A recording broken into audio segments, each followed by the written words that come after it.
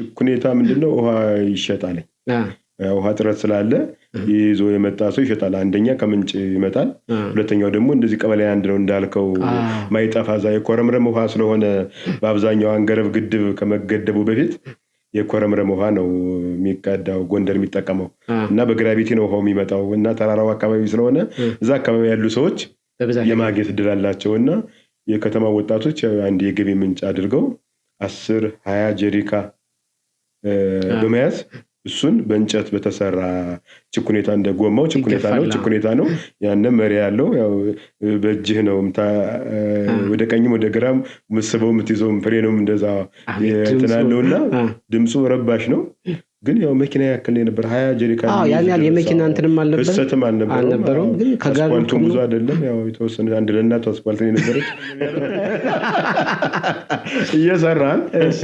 እየሰራን ድራማውን የሆነ ልጅ ሾልኮ ይገባል አጥር ዘሎ ሳይከፈል ይገባል። አይተዋል ከዛ በፊት ትኬት ይቆርጥ ውጭ ላይ ተውሎ አይደለም የሚገቡት ልጆች የሚገቡበት በር አለ። ይሄኛው ደግሞ ዘሎ የገባበት በመስኮት ነው። እሺ እና አቆመውና ጥላውን ቲያትሩን ተማሪዎች አሁን ባጥር ዘሎ ሳይከፍሉ መግባት ትክክል ነው አይደለም ይላሉ ልጆቹ። እና ያን ዘሎ የገባው ልጅ ግን ገብረ ማርያም ይርጋ ነው ይባላል። አሁን ህፃን አይደለ እሱ ከኛ በታች ነው። ገብረ ማርያም አሁን የአማራ ክልል ሙላለም እሱ ነው እንዴ ዳይሬክተር ሾላኪው ልጅ እሱ ነው ዘሎ የገባው። ስራ የመጣው ዳንኤል አለባቸው ለቀቀ። የኢትዮ ኤርትራ ጦርነት ነበርና ይመስለኛል ኤርትራውያን ይመስለኛል ሰውየው ያን ጊዜ ጎንደር ላይ ያው ኤርትራውያን ምናምን የሚባለው ነገር ይታሰሩ ወይም ደግሞ ወደ እንትናቸው ሄዱ ስለነበር ያ ከመሆኑ በፊት ያው ስራ አገኘ ብሎ አዲስ አበባ ሄደ። የሱ መሄድ ጋፕ ፈጠረ የድርሰት የስክሪፕት እና ለመጀመሪያ ጊዜ ቲያትር የጻፍኩት ያኔ ነው። ይዘህ ከተፋል ካለ አንድ ቲያትር አወጣሁኝ። ምን የሚል ውርስ ነው የሚለው። ውርስ በቤተሰብ ውርስ ላይ ነው የሚያጠነጥነው።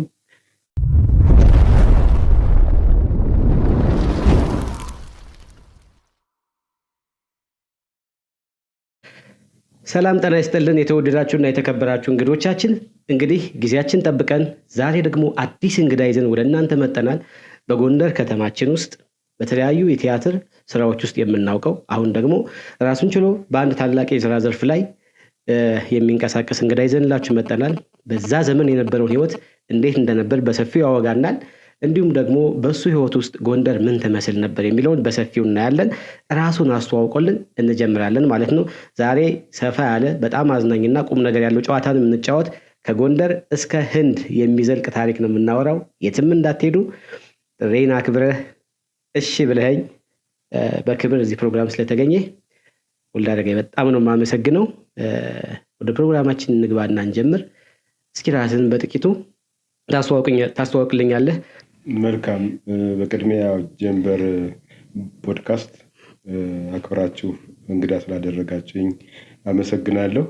ወልዳረጋይ ደሌ እባላለሁ። የጎንደር ባህል ማዕከል ስራ አስኪያጅ ነኝ። እስኪ እንግዲህ በአንተ ህይወት ውስጥ በጣም በሚያዝናና ደስ በሚል መልኩ የተጫወትን እንሄዳለን። ወልዳረጋይ የት ተወለደ? እንዴት ነበር አስተዳደጉ? ይሄን አንስተን እናውራ እስኪ። መልካም። ወልዳረጋይ የተወለደው ቀበሌ 4 ጎንደር ማለት ነው። ጻዲቁ ዮሐንስ ጀርባ 30-40 ሜትር ማይሞላ ከጻዲቁ ግንብ ማለት ነው ከአጥሩ እዛ አካባቢ ነው የተወለድኩት። ግን ያደግኩት ደግሞ ቀበሌ 3 ጡረታ ሰፈር የሚባል ሰፈር ነው። እዚህ ሻለቃ መላኩ ግቢ አካባቢ ማለት ነው። እዛ ነው ያደግኩትኝ ለበርካ ከህፃንነቴ 3 ዓመቴ ጀምሮ ስነ ጽሁፍ ክበብ እስከምገባበት ጊዜ ያለው ድረስ እዛ ቀበሌ 3 ነው ያደግኩት። ተመልሼ ደግሞ ወደ ቀበሌ 4 ተመልሼ ሄጃለሁ ማለት። ለማንኛውም የጎንደር ህፃን በርካታ ጨዋታዎች እንጫወታለን፣ ቤተሰብ እናግዛለን፣ ኩበት እንለቅማለን፣ በት እናመጣለን፣ ይጠፈጠፋልበት፣ እንጨት እንለቅማለን። ውሃ ደግሞ ችግር ነው የነበር ጎንደር ይታወቃል። ምንጭ ውሃ ድረስ ይዘን እንመጣለን። ይህን ለማድረግ በግሩፕ ነው እናዋጣለን። እንጀራ ምናምን ሳንቲም እናዋጣና ባንድ ይሰራልኝ ወደ እንጨት ኩበት ለቀማ ለመሄድ ሩቅ ስለሆነ ደርሰን እስከምንመጣ ድረስ ምሳ በልተን ከዛው ለመምጣት እንጀራ ተፈርፍሮ ወይ በወጥ ተይዞ በጋራ ይዘን ሄደን በልተን በጋራ ተሰልፈን ነው የኋላ ምናምን የተባባለ የምንመጣው ማለት ነው። እየዘፈንን ጠዋት ትወጣላችሁ? ጠዋት እንወጣለን። በሌሊት ወደ 8-9 ሰዓት ፀሐይ ግባት ነው የምንመለሰው። ቁበት የሚገኘው ራቅ ብሎ ሄደ ነው። በጣም በርካቶች ነንና እንደዛ ነው። እዛ ደግሞ ቻሌንጁ አርሶ አደር ልጆች ያገኙህና ቁልፍ አምጣ ነው። ቁልፍ ይህ ነገር በጣም በብዙ ቦታ ነው። ቁልፍ በጣም ተወዳጅ ነው በገጠር ልጆች። ከዚህ ጋር ተያዘ ብዙ ታሪክ አለው። እስኪ ስለዛው ላይ ስለዛ ትዝ የሚለኝ ምንድነው አበበ አሊ አሁን አበበ ወልደ ሚካኤል ማለት የአባቱ ስም ተቀይሮ ማለት ነው። አሁን ስራ እና ስልጠና ነው የሚሰራ ጎንደር ላይ አብረን ያደግን ጓደኛዬ ነው። እና ይዘውት አንዴ ደበደቡትና ቁልፍ ካልሰጠህን ብለው ማለት ነው። በጣም ነው የመጡት። ስለዚህ በቃ ሊገሉት ሆነ እና አባቴ ቁልፍ ፋብሪካ ነው የሚሰራና በቃ በሳጥን የሞላ ቁልፍ አመጣላቸዋለሁ ብሎ አስካሏቸው አምልጦ የመጣበት ትዝ ይለኛል። እና በጣም ቁልፍ ይዘን ነው የምንሄደው። ያው ከተያዝን አንደኛ ከአርሶ አደሩ ግቢም ጭምር ነው ገብተው ኩበት የምትለቅመው። የእነሱ ከብቶች የጣሉትን በእነሱ ባድማ ነው ኩበት የምትለቅመውና ያው ቁልፍ ሰጠ ነው እንደ ገንዘብ እንደ ሳንቲም ማለት ነው። እነሱም እኮ ኩበት ምናምን ይይዙልሃል። አሁን ቁልፍ ላለው ሰው ለመስጠት ይይዙልሃል። ወደዛ ነገር ወደ መሻሻጥም ያድጋል አንዳንዴ። የት ወንዛውን አንገርብ እናልፋችሁ ምናምን? አንገርብ እናልፋለን። አንገርብ ነው ለኛ እንትን የሚለው የሚቀርቡ ወንዝ እሱ ነው። ሌላ ወንዝ የለም። አንገርብን ተሻግረን ሄደን ነው ኩበት የምንለቅመው። ከአንገርብ ወዲህ ብዙ አይገኝም። እበት ነው። እበት ግን ከዚህ ከአንገርብ ወዲህ የጋሽ ማናቸው ባለሀብቱ እዚህ ፋሲል ጀርባ የነበሩት የእሳቸው ከብት ትዝ ይለኛል። ሽጉጥ የሚባል ከብት ነበራቸው። የበሬው ስም ነው። የበሬው ስም ነው። የሚጥለው የተለየ ነው የሚገርመው። የእሱን እንትን ለማንሳት እንጣላለን ሁሉ ማለት እርቂውን የጋሽ እርቂውን ከብት ነበረ። ሽጉጥ የሚባል ወይፈን ደስ የሚልና እንደዛ ነበረ። እና በጣም ለቤተሰብ አገልግለናል በዛን ጊዜ ማለት ነው። በጣም የዛን ጊዜ ልጅነት ዘመን ጨዋታ ብቻ አይደለም፣ ቤተሰብ በማገልገል ይታወቃል። ጨዋታ ደግሞ ያው ብዙ ምርጥ ጨዋታዎችን ትዝ የሚሉኝ ዝልቁብ በጣም በነፍስ የምወደው ጨዋታ ነበረ። እንደዚህ 5-5 6-6 ትቧደናለህ። 6ቱ ሰው ይጎደጎሳል። አልፈህ ዘል ሄደህ ከአንደኛው ሆነ ቦታ ለጓደኛ ለማትረፍ የምትዘለው ዝላይ ምናምን በጣም ደስ ይላል። ኳስ መጦም መደበቅ እሱ ነው እንደው አርት ላይ ተጽዕኖ አድርጎብኛል ማስበው እሱ ነው። አንዱ ኳስ መተህ ትደበቃለህ።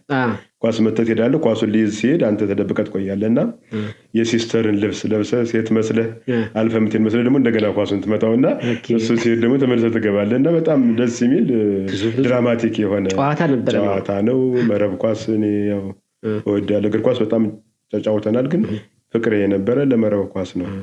መረብ ኳስ ላይ በጣም እጫወት ነበር። ትምህርት ቤት ላይም እንደዚሁ ለትምህርት ቤት መጫወት አውቃለሁኝ። ከዛ በመረብ ማለት ነው። ጎንደር ላይ አንድ እኔ የማረሳው ልጅ እያለሁኝ ውሃ በጣም ይጠፋል። በጣም አስቸጋሪ ነበር። አብዛኛው ሰዓት ነው ወደ ብልኩ አካባቢ መሰለኝ ውሃ የሚገኝ ባጫቅሉ የሚባለው ሰውዬ እና ችኩኔታ ይበዛ ነበር። በጣም የኛ ዘመን ያኔ እስኪ እኔ ልጅ እያለሁኝ አስታውሳለሁ እየተገፋ ምናምን። ስለዛ እስኪ አውራኝ። ያው ችኩኔታ ምንድነው? ውሃ ይሸጣል። ውሃ ጥረት ስላለ ይዞ የመጣ ሰው ይሸጣል። አንደኛ ከምንጭ ይመጣል። ሁለተኛው ደግሞ እንደዚህ ቀበሌ አንድ ነው እንዳልከው ማይጠፋ ዛ የኮረምረም ውሃ ስለሆነ በአብዛኛው አንገረብ ግድብ ከመገደቡ በፊት የኮረምረም ውሃ ነው የሚቀዳው ጎንደር የሚጠቀመው እና በግራቪቲ ነው ውሃው የሚመጣው እና ተራራው አካባቢ ስለሆነ እዛ አካባቢ ያሉ ሰዎች የማግኘት እድል አላቸው እና የከተማ ወጣቶች አንድ የገቢ ምንጭ አድርገው 10-20 ጀሪካ በመያዝ እሱን በእንጨት በተሰራ ችኩኔታ እንደ ጎማው ችኩኔታ ነው ያነ መሪ ያለው ያው በእጅህ ነው ወደ ቀኝም ወደ ግራም መስበው የምትይዘው ፍሬንም እንደዛ እንትናለውና ድምፁ ረባሽ ነው። ግን ያው መኪና ያክል ነበር 20 ጀሪካ ያን ያህል የመኪና እንትንም አልነበረም። ግን ከጋርቱ ብዙ አይደለም። ያው የተወሰነ አንድ ለእናቷ አስፋልት ነበረች። እሷም በችኩኔታ እንትን ነበርና የገቢ ምንጭ ነው ውሃ መሸጣው። ባለሀብት ነህ ያን መኪና ካለ ባለመኪና ማለት ተሳቢ እንዳለው ሰው ነው ዛሬ።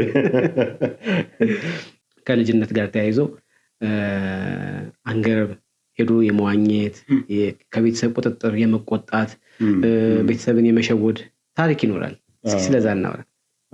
አንገረብ ላይ ነው ምንዋኘው የነበር። ያው አንገረብ ነው። እኔ ብዙ ጊዜ ውሃ አልወድም፣ ፈሪ ነኝ። እጄ ገባለሁ ለመግባት ከሚባሉት ነው። እንደዛ ሳይሆን ግን ያው ውሃ አልወድም፣ መዋን አልችልም። ስለማልችል አልወደውም። ለምን ጨዋታው ማጓጎጥ የሚባል ነገር አለ፣ ገብቷል። እና ያን ደግሞ ሞት ሊያስከትል ይችላል። ትንፋሽንም ታጣውና ከዛ የተነሳ አንዴ ትገባለህ አትገባም እንዳወለኩ ማለት ነው። ለመጫ በህፃናት በሚገቡበት ነው የምትገባው። ያው ህፃንም ስለሆነ በትንሿ ነው የምትገባ። ከኛ ከፍ ያሉትም አሉ እና ከዚህ እንድትለማመድ ይፈልጋሉ፣ ግን በድፍረት ነው። እና አልፈልግም ብዬ እስከ አርሶ አደር ቤት ሩጬ ሄጃለሁ፣ በራቆቴን ማለት ነው። ንብ ደግሞ ከንቧ ጫፍ ደርሼ ደግሞ ንብ ይበላኛል ብዬ ነው እንደገና ደግሞ ተመለስኩ። ከቀፎ ጥግ ደረስኩኝ ስሮጥ ማለት ነው። እንደዚህ አይነት ነገር አለ። ያው ዋና ጥሩ ነው፣ ግን በዚህ አጋጣሚ ተገርፌ ያውቃለሁ። ያው ዋና ሂደህ ያው ትገባለህ ትወጣለህ፣ የሚዋኙት ይዋኛሉ። ሲል መሸ። ከቤት ስትፈለግ የለም። ከዛ ስመጣ ፋዘር ማስታውሰው ከዛ በፊት የተገረፍኩበትን አላስታውሰውም። በገመድ ነው የተገረፍኩት። ቋንጣ የሚሰቀልበት ገመድ አለ አይደለ?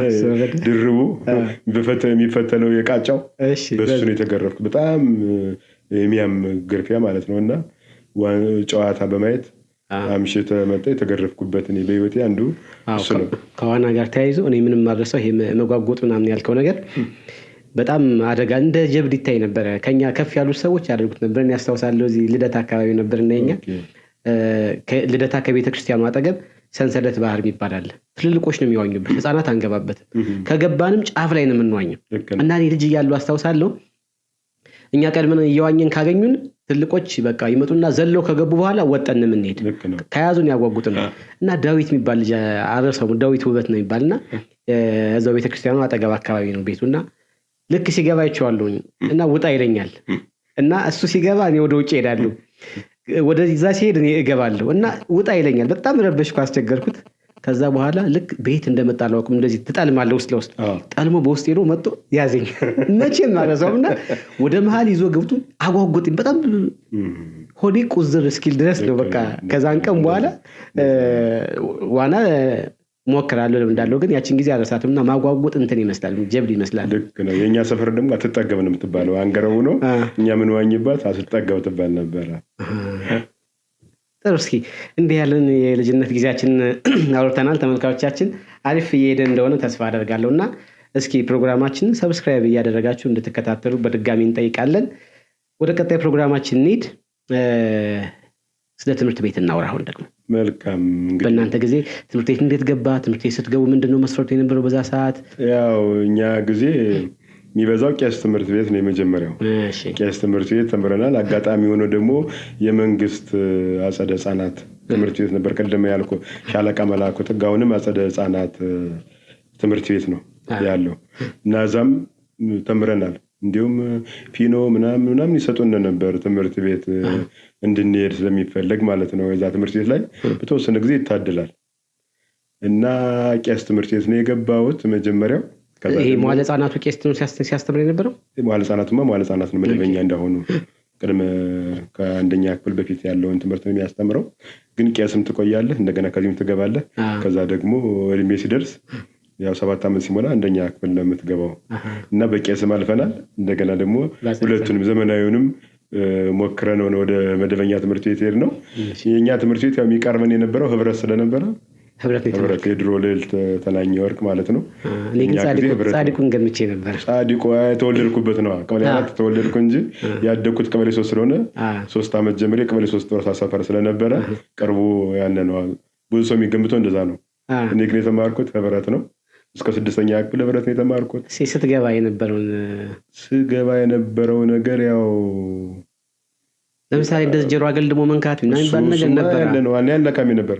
እንደኛ ክፍል እንትን ሲል መከራ ነው። እንደዚህ ነው፣ ወደ ኋላ ሄደህ ነው ለመንካት ጥረት የምታደርገው። ይሄ አይሞላም። ያው እድሜ በተናገርከው ነው የሚያዘው። ግን ዝሮ በአብዛኛው 7 ዓመት ነው የሚሆነው የማንኛውም ሰው። አስመለሱ ጀሮ አለቃ ስትል አልተመለስኩም። በአጋጣሚ የተመለሱ ነበሩ። ያው የኔ ትንሽ ልነካው የደረሰ ስለነበር አልተመለስኩም በዛ። ግን በዛ ሰዓት ምንድነው አሁን ያን መፈተኛ መስፈርቱ ምንድነው የነበረው?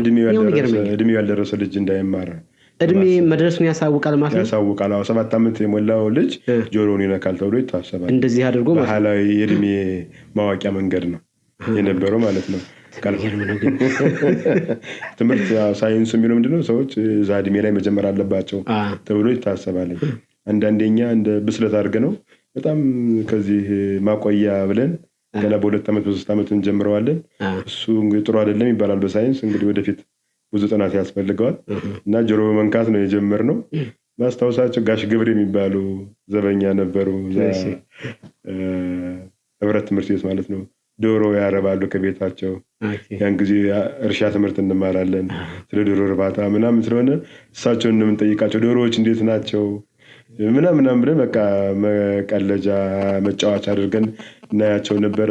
አሁን በጣም እድሜያቸው መምህሮችን ረስቻቸዋለሁ ብዙዎቹን። ያው እንግዲህ ከአንደኛ ክፍል ጀምሮ የነበሩት በጣም ኃይለኛ እንግሊዘኛ መምህር ነበረች። አሁን በቅርቡ እንኳን አይቻት አውቃለሁኝ። በጣም በኃይለኛው የምትማታ በማስመሪያ ነው የምትለው። መገረፍማ በስክሪፕቶ ነው የምትቀረጠጠው እንደዚህ እጅግ ውስጥ ገብተው ማለት ነው። የቤት ስራ ካልሰራ ካረፈርክ ከሾለክ ያው መሽሎክ ምናምን ነበር። ያው ያን ጊዜ እንደዛ ነው የነበረውና ህብረት ነው። ቀጥሎ በካፋ ግን ህብረት እያለ ሰነፍ ነበርክ? ጎበዝ ነበርክ? ረባሽ ነበር? ከየትኛው የተመደብክ ነበር? እኔ ህብረት ላይ ያለው ጎበዝ አልነበርኩም። እኔ ሰነፍም የሚባሉት አይደለም። ያው ሞካሪ የሚል ያን ጊዜ ስለ ትምህርት በወጉ አታውቅም። ከአንደኛ ክፍል ጀምረ ስትመጣ ትምህርት ላይ ትኩረት አታደርግም። ያው መሄድ ስላለብን የምትሄደው እንጂ አላማዬ ብለህ ምናምን አትይዘውም። በዛ እድሜ እንደዛ ስለሆነ ብዙ ከዛ በኋላ ግን ነፍስ እያወቅህ ስትሄድ 9ኛ ክፍል ምናምን በኋላ 8ኛ ላይ አሁን በካፋ ስፔሻል ተፈታኝ ነው የነበርኩ። ከየክላሱ 10 ልጆች 12 ልጆች የተለይተው ነው ለብቻ የሚፈተኑት መቀሳሰምን መኮረጅን ለማስቀረት ተብሎ። ከዛ ከ10 ውስጥ አንዱ እኔ ነኝ የነበርኩኝ። ወርቁ በየነ የሚባል ተጫነ የሚባል ኮምፓውንድ ተማሪ ነበረ በወቅቱ የኛ ጊዜ። አሁን አዲስ አበባ ነው ያለ የሆነ የተለየ ታለንት መኪና አይገጨኝም ነው ምናምን ብሎ እግሩ ምናምን መኪና ሲሄድበት የሚያሳይ እንትን ኢንተርቪው አይቻለሁ።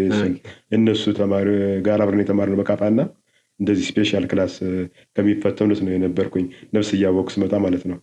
ከህብረት ወደ በካፋ ስትሄድ አጼ በካፋ ትምህርት ቤት 7ኛ ክፍል ማለት ነው። 7ኛ ክፍል የነበረ ጉጉት አሁን ከትምህርት ቤት ወደ ትምህርት ቤት ስትቀይር ጉጉት ይኖራል። እዚህ ትምህርት ቤት ሊገባ ነው ስትገቡ የነበረው ትምህርት ቤት ስትቀይርና ልብስ ሲቀየርልህ ደስታው ይታወቃል። ሸራ ጫማ ነው እኔ በዛን ዘመን ማስታወሰው ምርጡ ጫማ እንዲገዛልኝ የምፈልገው ሸራ ነው የነበረው። ሸራ ጫማ ተገዝቶልኝ ያው አቀፌው አድሬ ያለው ትምህርት ቤት 7ኛ ስትገባ ነው የሚገዛልህ ተብለህ ስታልፍ እንጂ የሆነ ስታልፍ ለአዲስ ዓመት ምናምን ያን ጊዜ ነበር የተሻለ ጫማ። በልጅነቴ ቆዳ ጫማ ምናምን አስታውሳለሁ። ግን የደህና ቤተሰብ ልጅ ነበር። ያው ሲስተር ነርስ ነበረች በዛን ዘመን እና በደርግ ጊዜ እንግዲህ ማለት ነው መምህርና ነርስ የተከበሩበት ደህና ደሞዝ የሚያገኙበት መጨረሻ ዘመን አካባቢ እኛ ስንጀምር ትምህርት ቤት ስንጀምር እሷ 79 ምናምን አካባቢ ተመርቃለች በነርስ ማለት ነው። ጎንደር ሆስፒታል ኦፕሬሽን ሰራ ነበር ከነ ሲስተር ለገሱ ጋር እና በጣም የተሻለ እንትን ውስጥ ነበረች እና ሸራ ጫማ በጣም በፍቅር አንደኛ ጫውታ ለኳስ በጣም ምርጥ ነው። ለሩጫ ይሆናል። ስለዚህ አለባበስ ስፖርት በጣም ስለምንሞክር ሁሉንም ስፖርት በዛ የተነሳ በጣም ፍቅር አለ። ክላስ ከትምህርት ቤት ስትቀይርም ኤንቫይሮመንቱ ስለሚቀየር ትልልቆቹ ሲሄዱ እዛ ስለበካፋ ሲያወሩ ስትሰማ ጉጉት የሚያድርብህ እሱ የተለየ ነገር ነበረው እና በካፋ ላይ ማስታወሰው አንድ አይነ ስውር ልዑል የሚባል አይነ ስውር መምህር ነበረን የታሪክ መምህር እና የታሪክ መምህር የሆነ በቃሉ ስለ የአድዋ ጦርነትን የጣሊያንና የኢትዮጵያን ጦርነትን አንስቶ ታሪኩን ያው በቃሉ ነው ማየት የተሳነው ስለነበረ አይነ ስውር ስለሆነ ይነግረናል። በጣም የሚጥም ትረካ ነው እና ከዛ በኋላ ግጥም ጽፎ የሚመጣ ልጅ ለነገ ምናምን ብሎ ጽፋችሁ ነው አለ። ጽፌ ሄድኩኝ ስለባሽ የጀመርኩ 1ኛ ክፍል ነው ግጥም እመለስልሃለሁ ኋላ የጀመርኩበትን አጋጣሚ እና ስለ ባሻ ውሎ ታሪክ ነው የነገረን። እና ባሻውሎ የሆነ ቴክኒክ ተጠቅሞ 20,000 የጣሊያን ሰራዊትን አስገድሎ እንዲህ አድርጎ ጀብድ አደረገ ምናምን የሚል እንትን ነውና ግጥም ጻፍኩ። አስደናቂው ባሻውሎ 20,000ን አስገድሎ ምናምን የሚል ነው እና ጽፎ ይመጣል አለ በነገት እንዴት ወኔ ላግኝ በጣም ፈራሁኝ። ምርጥ ግጥም በቃ በወቅቱ አሁን እንዳልኩ አይነት ግጥም ጽፌ ነበርና በቃ ወኔ አጥቼ ሳላቀርበው ቀረ። እንግዲህ በ20-30 ዓመት ታሪክ እስካሁን ይቆጨኛል ያን ጊዜ ግጥም ባለማቅረቤ ማለት ነው። አሁን ሁለተኛ ዲግሪ ሳጠናም የሆነ መልስ የሆነ መምህር ጠይቆ መልሱን አውቀዋለሁ ላውጣ እያልኩ ስወዛገብ ራሱ ሲመልሰው ያሰብኩት ሙሉ መልስ ስለነበረ እሱ ይቆረቆረኛል። ለምን በተናገርኩ ብዬ ማለት ነው። ልክ ያን እንትን ግጥም በቃ እስካሁን የሚቆረቆረኝ ግጥም እሱ ነው። የዛኔ እኮ ራሱ ያችን ግጥሞን አቅርበ ቢሆን የአሁኑንም አትሸወድም ነበረ። ልክ ነው። መነሳሳት ይኖራል። ግን ለኪነ ጥበብ እንትኔም የተሻለ አጋዥ ያደረገኝ ነበር። ግጥም ግን የጀመርኩት አንደኛ ክፍል ነው ገና። አውራኝ ወደ ኪነ ጥበብ እንመጣለን። ወደ ኪነ ጥበብ እንመጣለን። የጀመርክበትን ሰዓት እንደው ልጅ ህብረትም ነበርክበት አጼ በካፋን በነበርክበት ሰዓት ተጽዕኖ ፈጣሪ ነበርክ በጓደኞቼ ወይስ የምትከበብ ነበርክ ወይስ መካከለኛ?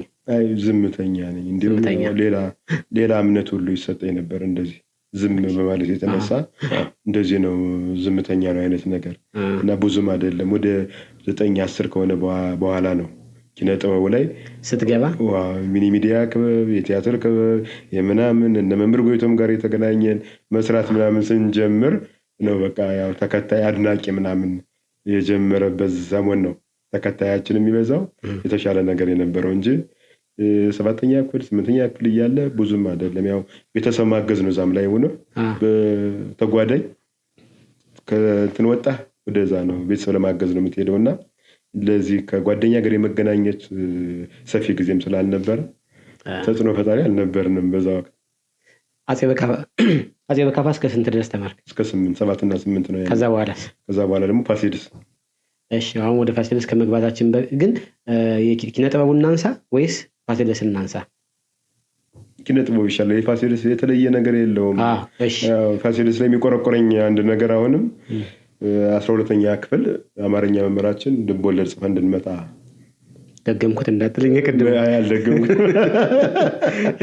ጽፈን እንድንመጣ ስላለ አቀረብኩትኝ። ያው በዚህ ደስ የሚለው አቅርቤዋለሁኝ። ያው ስነ ጽሁፍ እናቀርብ ስለነበረ ሚኒ ሚዲያም እንሰራ ስለነበረ ቲያትርም የወላጆች ቀን ምናምን አለፈ ወደቀ ሲነገር ሰኔ 30 ስለ ሰኔ 30 ራሱን ችሎ እናወራለን እና ያኔ ስንሰራ ስለነበረ ልቦለድ አቀረብኩኝ። የሆነ ጥሎሽ የሚል ልቦለድ የተጣለ ህፃን ምናምን እንደዚህ የሆነች ችግረኛ ነበረች አስወርዳ እንደዚህ አስወጥታ ምናምን እንትነውና ደስ ይላል። በወቅቱ እንግዲህ በዛ ልጅነት እድሜና አማርኛ መምህራችን ለዚህ 20 ማርክ ሰጣለሁ ልታስታውሰኛል። በጣም የተጨበጨበለት ነበር።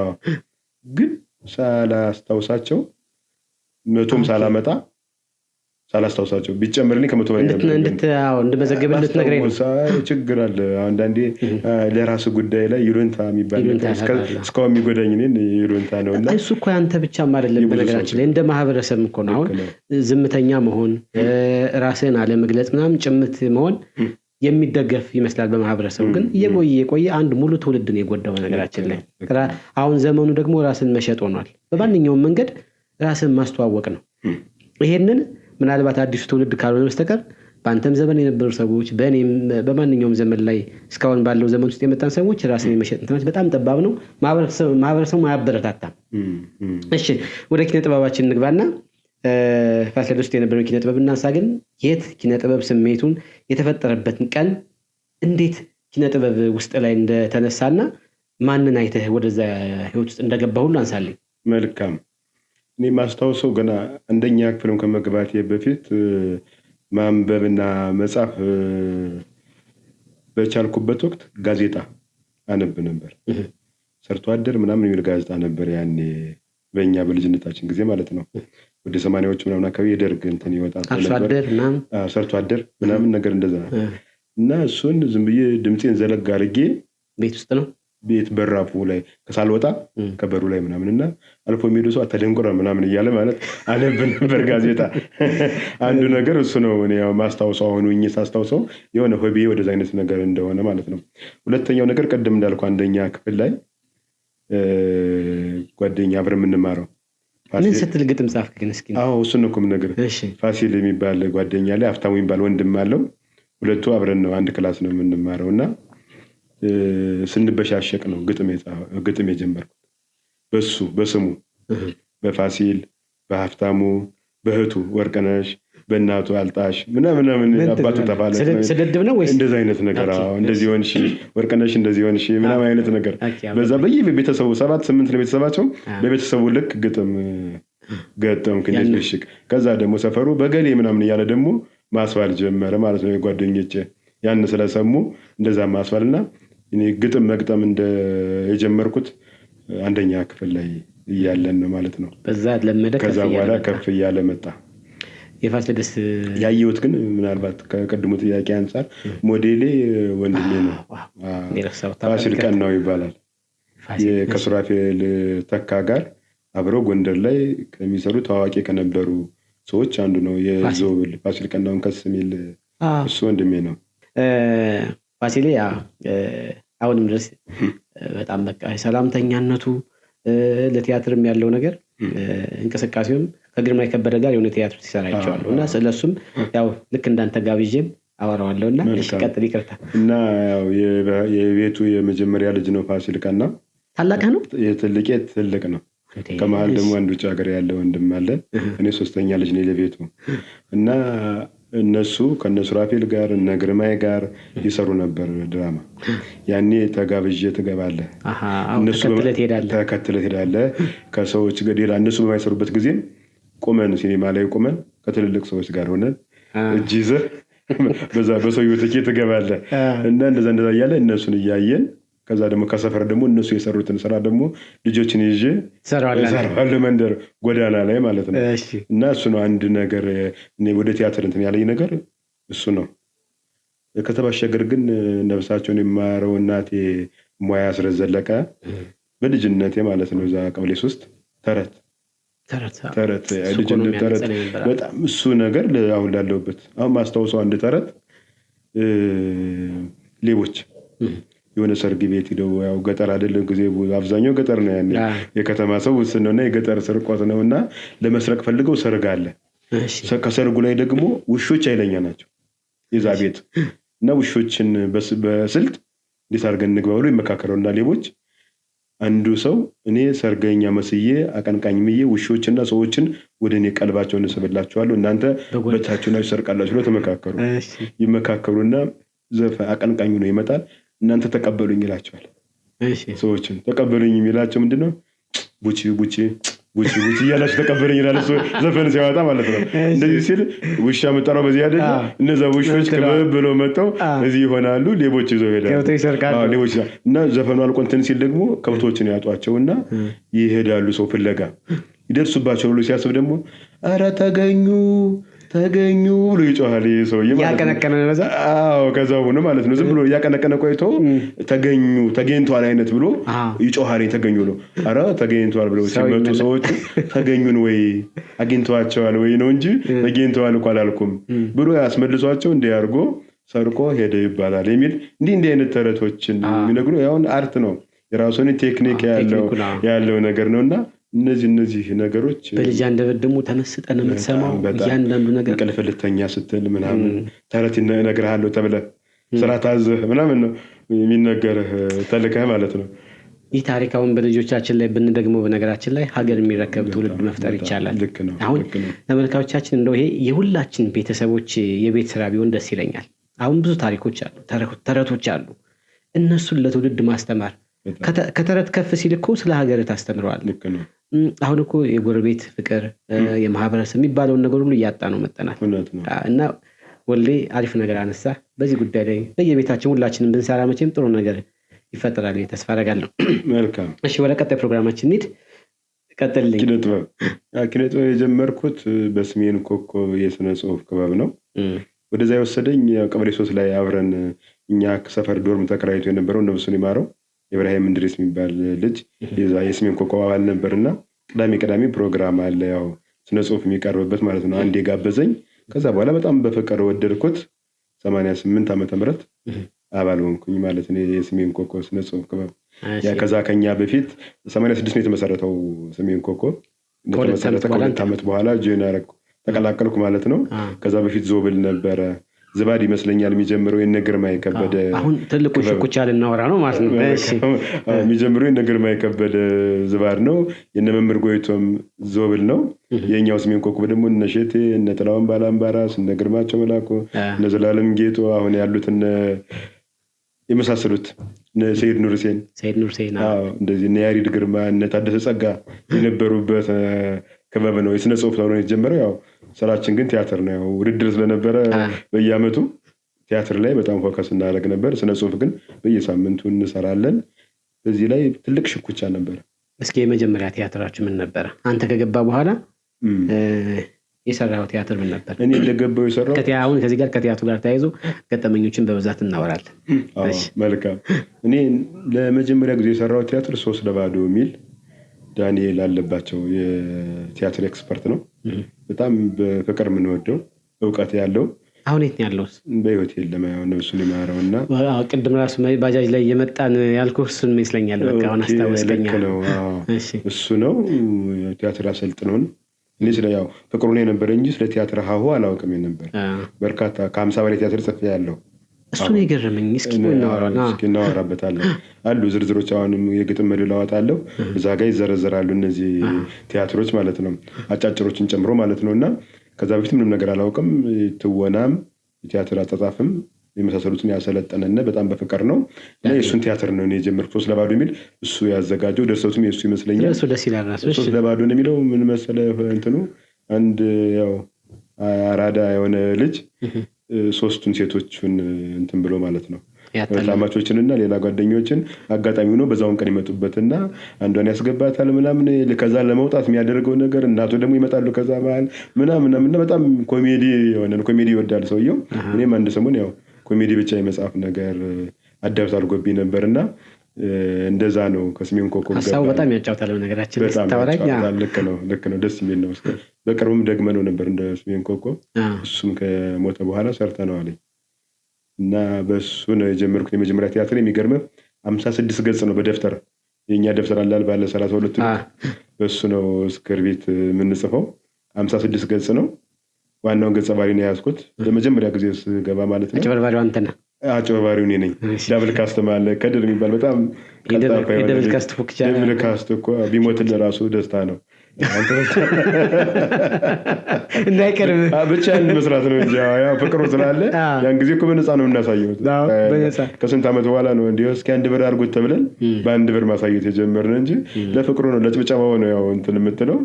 እና ዋናውን ገጸ ባህሪ 56 ገጽ 1 ቀን ወይ 2 ቀን የፈጀብኝ በጣም ያን የነበረው ስሜቱ ስላለ አታድርማ አይተው ምናምን ሸምድድ በዲያሎግ በጣም ቁጥር 1 ነው የነበርኩኝ። ለመሸምደድ በጣም ጎበዝ ከሚባሉት አንዱ ነው የነበርኩና እሱን ቲያትር ነው የሰራሁት።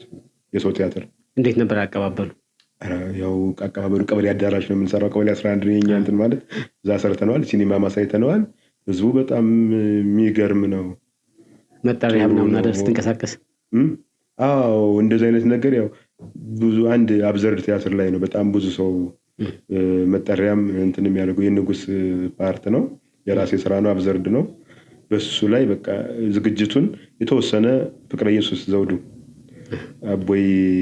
አቡዬ ሳህሉ እረኛዬ ላይ አቡዬ ሳህሉን የሚሰራው ሰውዬ እሱ የኪነ ጥበብ ዳይሬክተር ነው የነበረው የጎንደር ከተማ። የሰሜን ጎንደርና ጎንደር ከአንድ ላይ ነው የነበረው ያኔና እነሱ ኤክስፐርት ናቸው። እሱ ደግሞ አጠቃላይ ኪነ ጥበብ ቡድን መሪ ነው እና በጣም ጎበዝ ሰው ነው። እሱ ዳይሬክት አደረገው የተወሰነ 1 ቀን 2 ቀን ለድጋፍ ይመጡ የለ ባቱማ እያለ ማለት ነው። እና የሆነ ነካካውና ስትራመድ እንደዚህ የዱላ አያያዝ ምናምን በቃ ብዙ ሰው በትወና የተገረመው ያኔ ነው። አንደኛ ሙያተኛ ነካካው።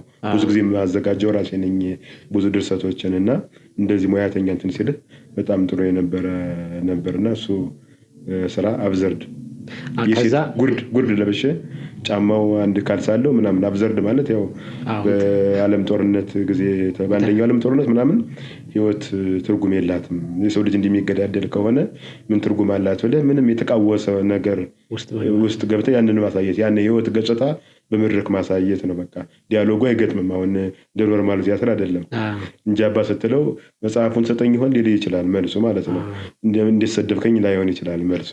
በቃ ስላልተግባባን ነው ይሄ ችግር ውስጥ የገጠመን የሚል መነሻ ስላለው ማለት ነው የቲያትር አመጣጡ ቲያትሩና ያን ነው። ግን እኛ ደግሞ ጭብጥ ጨምረንበት ሰው እንዲረዳው አድርገህ ያው ቲያትር ኪነጥበብ ህግ የለውም ይባላል እንደፈለክ ስለምታደርገው እንደዛ ነው የነበረው። ከዛ ወደ ራሴ ስራ መጣ። ወደ ራሴ ስራ የመጣሁት ዳንኤል አለባቸው ለቀቀ።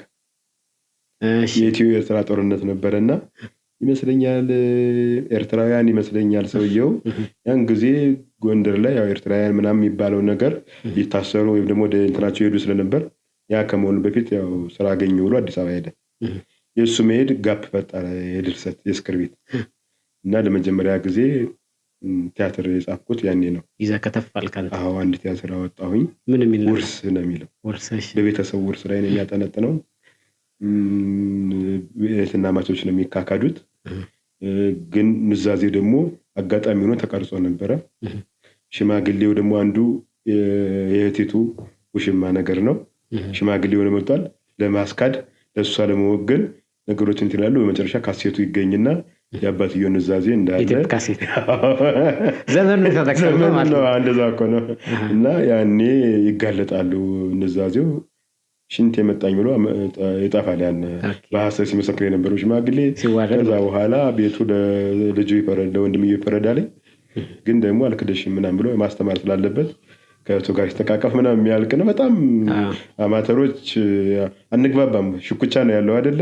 ግን በጣም በፍቅር የተቃቀፍንበት ነው። በጣም ደስ ይላል። ያ በዛን ዘመን አሁን ላይ ቢሆን ያንን በጣም አሳምረ ሰራዋለ። ግን በዛ በእድሜ በነበረ እውቀት የተሰራ የመጀመሪያ ስራዬ ውርስ የሚል ቲያትር ነው።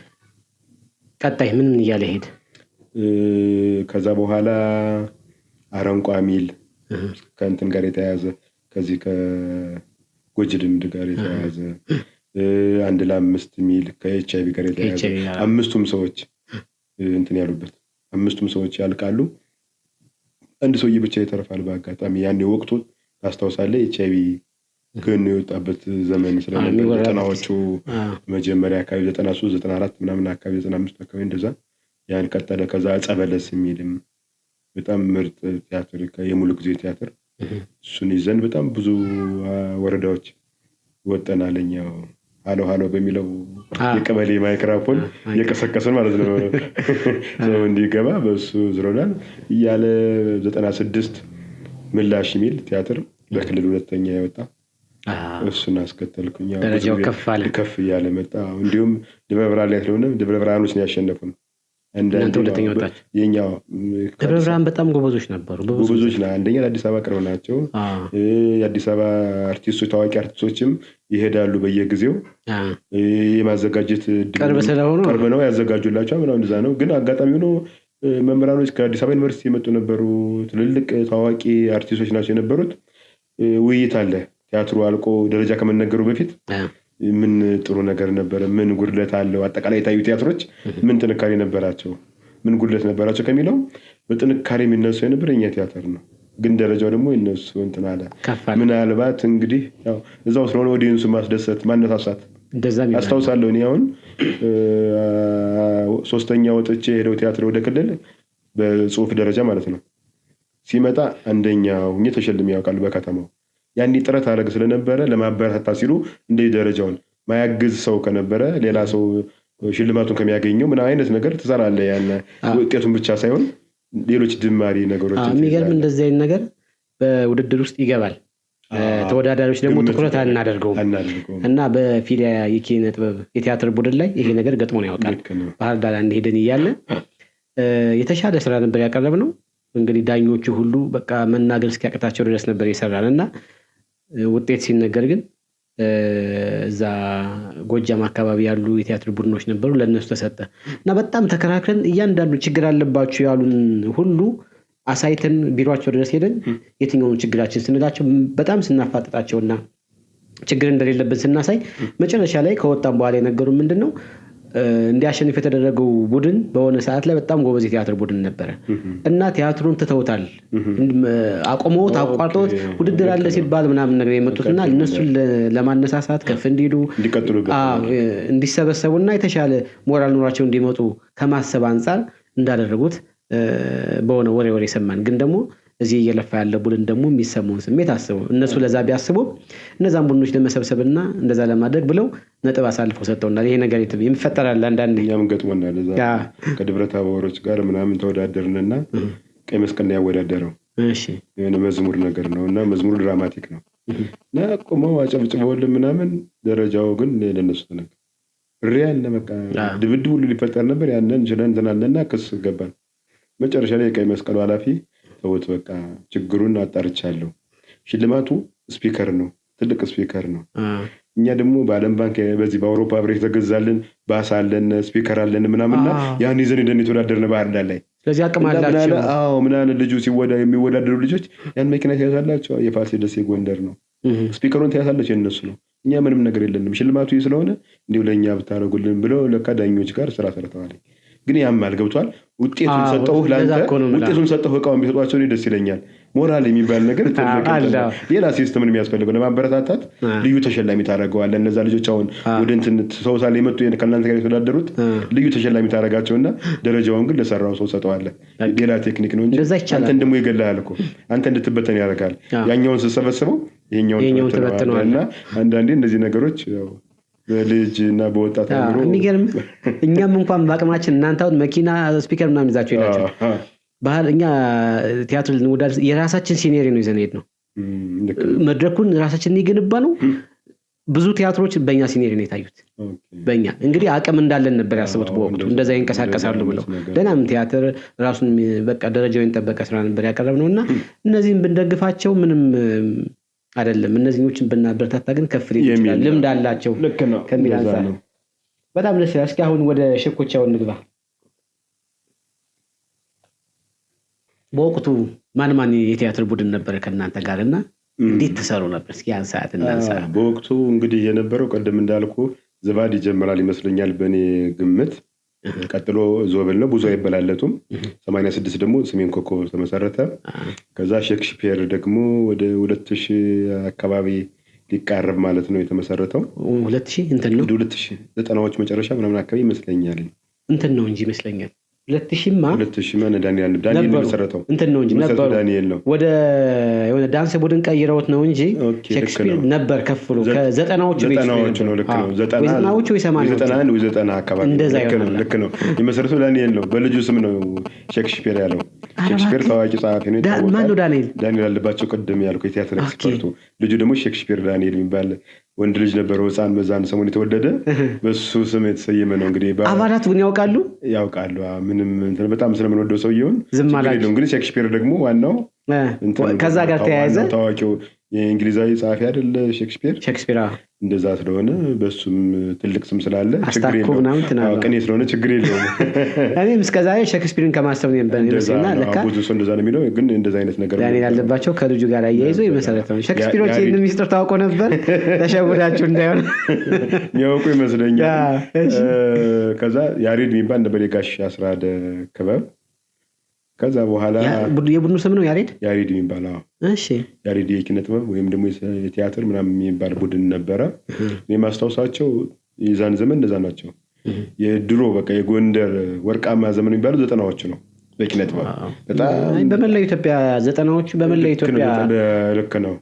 በኪነ ጥበብ ብቻ ሳይሆን 90ዎቹ በጣም የተለየ ትውልድ ነው። የተለየ ነው እንትኑ በቃ ብዙ ነገር ደስ የሚል ነገር ነበረው። እሱ የጎንደር የመጀመሪያው የኪነ ጥበብ ትውልድ ነው። ቀጥሎ እነ ፍሊያ እና የነ ግዕዝ ሁለተኛው ትውልድ ማለት ነው ምናምን በኋላ የመጣው። ግን የሚያናደኝ ምን ታውቃለህ? በእነሱ ዘመን ስለነ ሰሜን ኮከብ ስለነ ዝባድ ስለነ ዞብል አይወራምም አይታወቅም። እና በእኛ ነው በዛ ዘመን በቃ እኔ እከታተላለሁ እናንተ ቲያትር ማለት ልክ ነው። እና እሱ በጣም ይቆጨኛል። መስዋዕት ከፍለንበታል። ወልድ ያን ነገር ልንገር፣ ይህን ፕሮግራም ያዘጋጀሁት ከዚህ አንጻር ነው። እኔ በግል ቀስ በቀስ ስሰማ ሼክስፒር ይባላል ሰሜን ኮከብ እነ ግርማይ ከበደን አገኘው እናንተን አየው እኛ እኮ እንደዚህ ነበር ምናምን እያላችሁ ታወራላችሁ። እኔ በፍጹም የቲያትር እንትን እንዳለ ራሱ አላውቅም። ከፊል የጀመረ ነው ይመስል የጀመረ ሳይሆን ይኖራል እኮ ግን መረጃው አይኖርህም። ብዙ ሰው ነው ኮሌጅ አካባቢ ሲሳይ ብርሃኔ ነው የሚባል አንድ ጋዜጠኛ ይመስለኛል። ሲሳይ ብርሃኔ ይሁን ብቻ እነሱ ኮሌጁ ላይ የመጡ ቲያትር ሲያሳዩ ምናምን አስታውሳለሁ። ዳንዴው ጨቡዴ ምናምን እየተባለ እንጂ ከተማው ላይ ያን ከመስማት አንፃር ነው እንደዚህ አይነት ፕሮግራሞችን ያዘጋጀው ታሪኮቻችሁ እንድታስቀምጡ ከማሰብ አንፃር ማለት ነው። እና አንዳንዴ ደግሞ ግርማዬም አውርቶኝ ያውቃል፣ ሌሎችም ያወራሉ፣ እነ ዋሴ ነጋሽም ያወራሉ፣ በቃ ብዙዎች ያወራሉ እና ያን ከማሰብ አንፃር ነው አንዱ የሚያስቀምጥኩትና እነ ፊሊያ ምናምን የተመስረቱ ገና አሁን ቅርብ ሰዓት ነው። በዛም እንድታወሩ ያደረግናችሁ። እሺ እንቀጥል። መልካም። እና እነዚህ ክበባቶች ነው የነበሩት። ያው የምትሰራው በትብብርም ትሰራለህ፣ በፉክክርም ትሰራለህ። አንዳንዴ የሚግባቡ ክበባት ለምሳሌ ዞብልና ዝባድ ያው ስሙ ነው ሁለት እንጂ ሲወዳደሩ ሁለት ቲያትር ይዘው ይመጣሉ። አንድ ናቸው። ተዋንያን ይዋዋሳሉ። ተለያይተው አያውቁም እነሱ። ምንድነው አንድ ያደረጋቸው? እንጃ እንግዲህ ግርማይና የመምህር ጎይቶም ወዳጅነት ይችላል መስራቾቹ እነሱ ስለሆኑ፣ ከዛ ልጆች እነሱ ራፌል ከዚህኛውም ይሰራሉ ከዛኛውም ይሰራሉ። እንዲህ መዋዋስና ክለቡ ሁለት ይሁን እንጂ አንድ አይነት ነገር ነበራቸው። ጸብ መረር ያለ የነበረው ከሰሜን ኮከብ ጋር ነው። ቀደም ሶስቱ እንደዚህ ነው። እኔ ከመምጣቴ በፊትም በጣም ያው ጠብ ነበረ። ምንድነው የሚያጋጫቸው? ግን የሚያጋጫቸው አንደኛ የሚያጋጨን እኔ ከመጣሁ የበረደ ነበር። እኔ ከመጣሁ የነበረው ነገር ምንድነው አልሸነፍ ባይነት ነው። ውድድር አለ በየዓመቱ። አሁን 17ኛው ደርሷል ዘንድሮ አማራ ክልል የሚያዘጋጀው የኪነ ጥበብ ፌስቲቫል እና ውድድር አለ እና ቲያትር መጀመሪያ ጎንደር ያሉ አማተሮች ክበቦች ተወዳድረው አንደኛ ወጣው ክልል በሚኖረው መድረክ ላይ ሄዶ ይሳተፋል። በዛ ነው ቅድም ምላሽ ያልኩ ሁለተኛ በክልል ወጣ ያልኩ የኔ ድርሰት በዚህ ሙድ ያለፈ ነው። ስለዚህ የሚያጣላን ስንወዳደር ሽንፈትን አትቀበልም። አንድ እሱ ነው። ሁለተኛው ቅድም ካልከው አንፃር ደግሞ ሽንፈት የሆነት ማይሆንበት ማይመስልበት ሁኔታዎች ደግሞ አሉ። እነዛ ነገሮች አጣልተው ያልፋሉ። ከዛ በኋላ ለሚቀጥለው ዓመት ደግሞ ተዘጋጅተን እንትን ለማለት ነው ለመጣል። የኳስ አይነት አለ እንትን ያለው የሚያስጠላው ኳስ ያው ጎል ገባ ክርክር ይኖራል። ግን ብዙም አይደለም የኳሱ መግባት አለ መግባቱ ብዙ ጊዜ ፔናልቲ ነው ያው ይሸውድ የሚችለው ያው አስመስሎ ቢወድቅ ፔናልቲ ሊሰጥ ይችላል እንጂ የጎል ጉዳይ ብዙ አያወዛግብም የተለየ ካልሆነ በስተቀር። የኛ ግን ኢንዲቪጁዋል የሆነ ፍርድ ስለሆነ ከዚህኛው ቲያትር የኛው ይበልጣል ብለህ በህሊና ጀጅ የምታደርገው ስለሆነ ለዚህ የተጋለጠ ነው በራሱ እንትኑና ከሱ አንፃር በጣም ሽኩቻዎች አሉ። ከዛ ደግሞ በፊት የነበረው ግን ያው እኛን ይንቁናል። የሆነ ኢንተርቪው ላይ እስኪ እሷን ነገር አንሳልኛ። ይጣሉ ነበር። አንድ ጊዜ ምን ተፈጠረ? መምህር ጎይቶም ያው የሆነ በቴሌቪዥን ይሁን በጋዜጣ ይሁን በሬዲዮ እኔ ስላልነበርኩ ማለት ነው ኢንተርቪው ሲሰጥ የኛ ክበብ እንዲህ ነው ሌሎቹ ግን ያው እንቅስቃሴያቸው አሉ ማለት አያስደፍርም ምናምን ያለበት መንፈስ እሱ ነው የሚያውቀው። ያንን እንዴት የሉም እንባላለን የሚል ስሜን ኮከብ ላይ አቧራ ተነሳ ሲነግሩን ማለት ነው። እኛ ስንገባ ሲተረክ የሰማነው ማለት ነው። አቧራ ተነሳ። ከዛ በኋላ እነሱ ደግሞ ይሄን የሆነ በሚያወጡት በአመታዊ ጋዜጣ አለ መጽሔት አለ በየክበቡ የኛውን ምርታ የሚል መጽሔት ነበር። የሚገርም እንደ ቡድን መጽሔት ምርታ የሚል 10 ገጽ 15 ገጽ 20 ገጽ በሪዞግራፊ ማለት ነው የሚወጣው። ያው ከታይፕ ይሻል ይመስለኛል ሪዞግራፊ። የትምህርት ፈተና የሚራባበት እንትን የለም። በሱንም ታወጣው ኮፒ ያደረገም ያወጣል ማለት ነው። እና መጽሔት ከቨር ሁሉ አለው የከቨር እንትን አለው በሃርድ ፔፐር ከቨር ሁሉ አለው የከቨር ስዕል ሁሉ አለው ምናምን። እና ምርታ ቁጥር 1 ምርታ ቁጥር 2 ምን እኔ አንዱ አለኝ እኔ ወደፊት ታሳያለሁ። በየመጽሔቶቻችሁም ተተቻችሁ ነበር። አዎ የተሰደብከውን በዛ ካርቶን ስዕል ምናምን አድርገህ ምን አላችኋቸው? ያንን ነው በቃ ክበባት ጋዜጠኛው ሲጠይቀው ምናምን አይነት ነገር ክበባት አሉ ስንት ክበባት አሉ ምናምን አሉ ለማለት አያስደፍርም ይላል መልሱ ምናምን እንዲህ ያርገህ እንትኑን በቃ መልስ የመስጠት አንተ ደግሞ ሚዲያውን ስላላገኘው የራስህን ሚዲያ ተጠቀማለህ መጽሔቱን ማለት ነው። እና እንዲህ ነው ያው እስከ ጠብ ሁሉም ይደርሳል ራሱ ከኤክስፐርቶች ጋር። እስኪ የሆነ ያጋጫችሁን አንድ ነገር እስኪ አንሳልኝና ነው ሌላ ለምሳሌ ከሼክስፒሮች ጋር እኛ ቲያትር ነበር ምላሽ የሚል ቲያትር አሁን ሄዶ ገደል አሸነፈ ያልኩላ ተወዳደርንና ዳኞች ያዙት። ህዝቡ የሚገርም ምንም ስለ ቲያትር የሚያውቀውም አጨብጭቧል ለኛ ቲያትር። ግን ጋሻ ስራደ ብዙ ጊዜ የኔ ስራ የተሻለ ነው ምን ለያይበታል ራሱ በቲያትር በህጎች ሁሉ እንለያያለን። ትዕይንት ማለት ገቢር ማለት ምን ብለን እኛ የተማርነውና እኛ የምናውቀውና ጋሻ ስራደ የሚል የተለየ ነው። እስከዛሬ ድረስ አንግባባም። በጣም ፍቅር ነው ወዳጅ ነን። በዚህ ሐሳብ ግን አንግባባም። እና ብዙ ጊዜ የኔ አንደኛ ነው ይልሃል እሱ ሁላም የኔ አንደኛ ነው ትላለህ። የዛን ጊዜ ግን መጥቶ መድረክ ላይ ስሞኝ ይሄ ክልል ሄዶ ያሸንፋል አለኝ ያንተን የኔን ስራና እውነትም አሸንፏል ክልል ሄዶ። በዚህ ላይ ግን የሆነ ያው አለ አይደል ዳኞች የምትይዝበትኛ እኔ ያው ችግር አለብኝ እንደዚህ ማግባባት ምናምን የሚባል ነገር በባህሪ ያው ገጭ ነው። ፊት ለፊት ነው እውነት ያሸንፋል ብዬ ነው የማስበው። ግን እስከዛሬ ድረስ ያረጋገጥኩት ነገር እውነት ብቻውን አያሸንፍም። ያው ፈጣሪ ተጨምሮልህ መጨረሻው ላይ ነው የምታውቀው እንጂ አያሸንፍም። እና በዛ ምክንያት ተጋጭተናል። በቃ የካልስና የኮፍያ ያክል ነው ልዩነታችሁ እያሉ የአራዳ ልጆች ማለት ነው በስራው እስከዚህ ድረስ ዲያሎግ ተሰዳድበናል። እንደዚህ እየተባለ እናንተ እንደ ያላችሁ ምናምን ተባብለን እና ቲያትር ውድድሩ በእርግጥም የኛ እውነት ነው ትክክለኛ ጥሩ ቲያትር ነበር። ሄዶ ክልልም በጎንደር ታሪክ እኮ 3 ጊዜ ወይ 4 ጊዜ ያሸነፍ ነው። ሰሜን ኮከብ አይደለም ጎንደር ራሱ በዚህ 16 ጊዜ እንትን ሲል ማስታወስ ይሆን አንዴ 3ኛን በአዲን የሚባል ቡድን ነበረ። በአዲን የሚል ይዞት ነበር የፖሊሱን ኪነት በትጥቅ ትግል የነበረው ቡድን የለም እነሱ ራፊል ኋላ የገቡበት ዶክተር አሁን የሰሜን ሸዋ ልጅ ዶክተር አንዷለም አባተ እነሱ ነበሩ ከቲያትር ቡድን ጎንደር ላይ ነበሩ። አንዷለም አባተ ጸሐፊው ነው ዶክተር ዶክተር እሱ እኮ ነበሩ እዚህ ቡድን የማዕረግ ነው ዶክተር አሁንማ ተመርቆ ነው አይደለ? አሁን ተመርቆ ነው። እና እነሱ አንዷለም እንደው በጣም ይቅርታ በጣም ያወራ ስለማቋርጥ ዋና ሲፈታና አንዷለም አባተ ስለ ጎንደር አንድ ግጥም አለው አይደል? ጎሃ ከናቱ ላይ ከኮረብታው ቆሜ ቁልቁል ስማት ትረሽ ምናምን በጣም በቃ አሴ እንትን አድርጓ መነባነብ አድርጓት ይሰራት ነበር ብዙ ጊዜ ይሁን በቃ ግጥሙ ደስ ይላል። በቃ ይሁን ደረጃውን ይዞ እንደዚህ የሚወርድ ነገር ነው። በጣም የሚገርም እንትን ያለው ግጥም ነው። መድረክ ስንመራ ብዙ እንጠቀምበት ነበረ። ምንድነው እነሱ ያነሳዋቸው እነሱ ተወዳድረው ጎንደር ወክለው ተወዳድረው የደሙ ጥሪ የሚል ቲያትር አስታውሳለሁኝ። 3ኛ ይወጣ 2ኛ 1ኛ እንደዛ አሸንፈው ያውቃል። አንዷለም እዛ ደግሞ በደብረብርሃን በባህር ዳር ተወዳድሮ ርኩዝ የሚል ደስ የሚል ብዙም ላይ 40 ደቂቃ ማይሞላ ርኩዝ የሚል ልጁን ረክዞ ሰውየው ምናምን ደስ የሚል እንትን ነገር አሸንፎ ያውቃል። በሌላ 1ኛ ምናምን ወጣው ያውቃል። ግን እነሱ 1ኛ ወጣው አለኝ 1ኛ ወይ 2ኛ ወይ 3ኛ 96 እንዳልኩ የኔ ቲያትር 2ኛ ወጣል።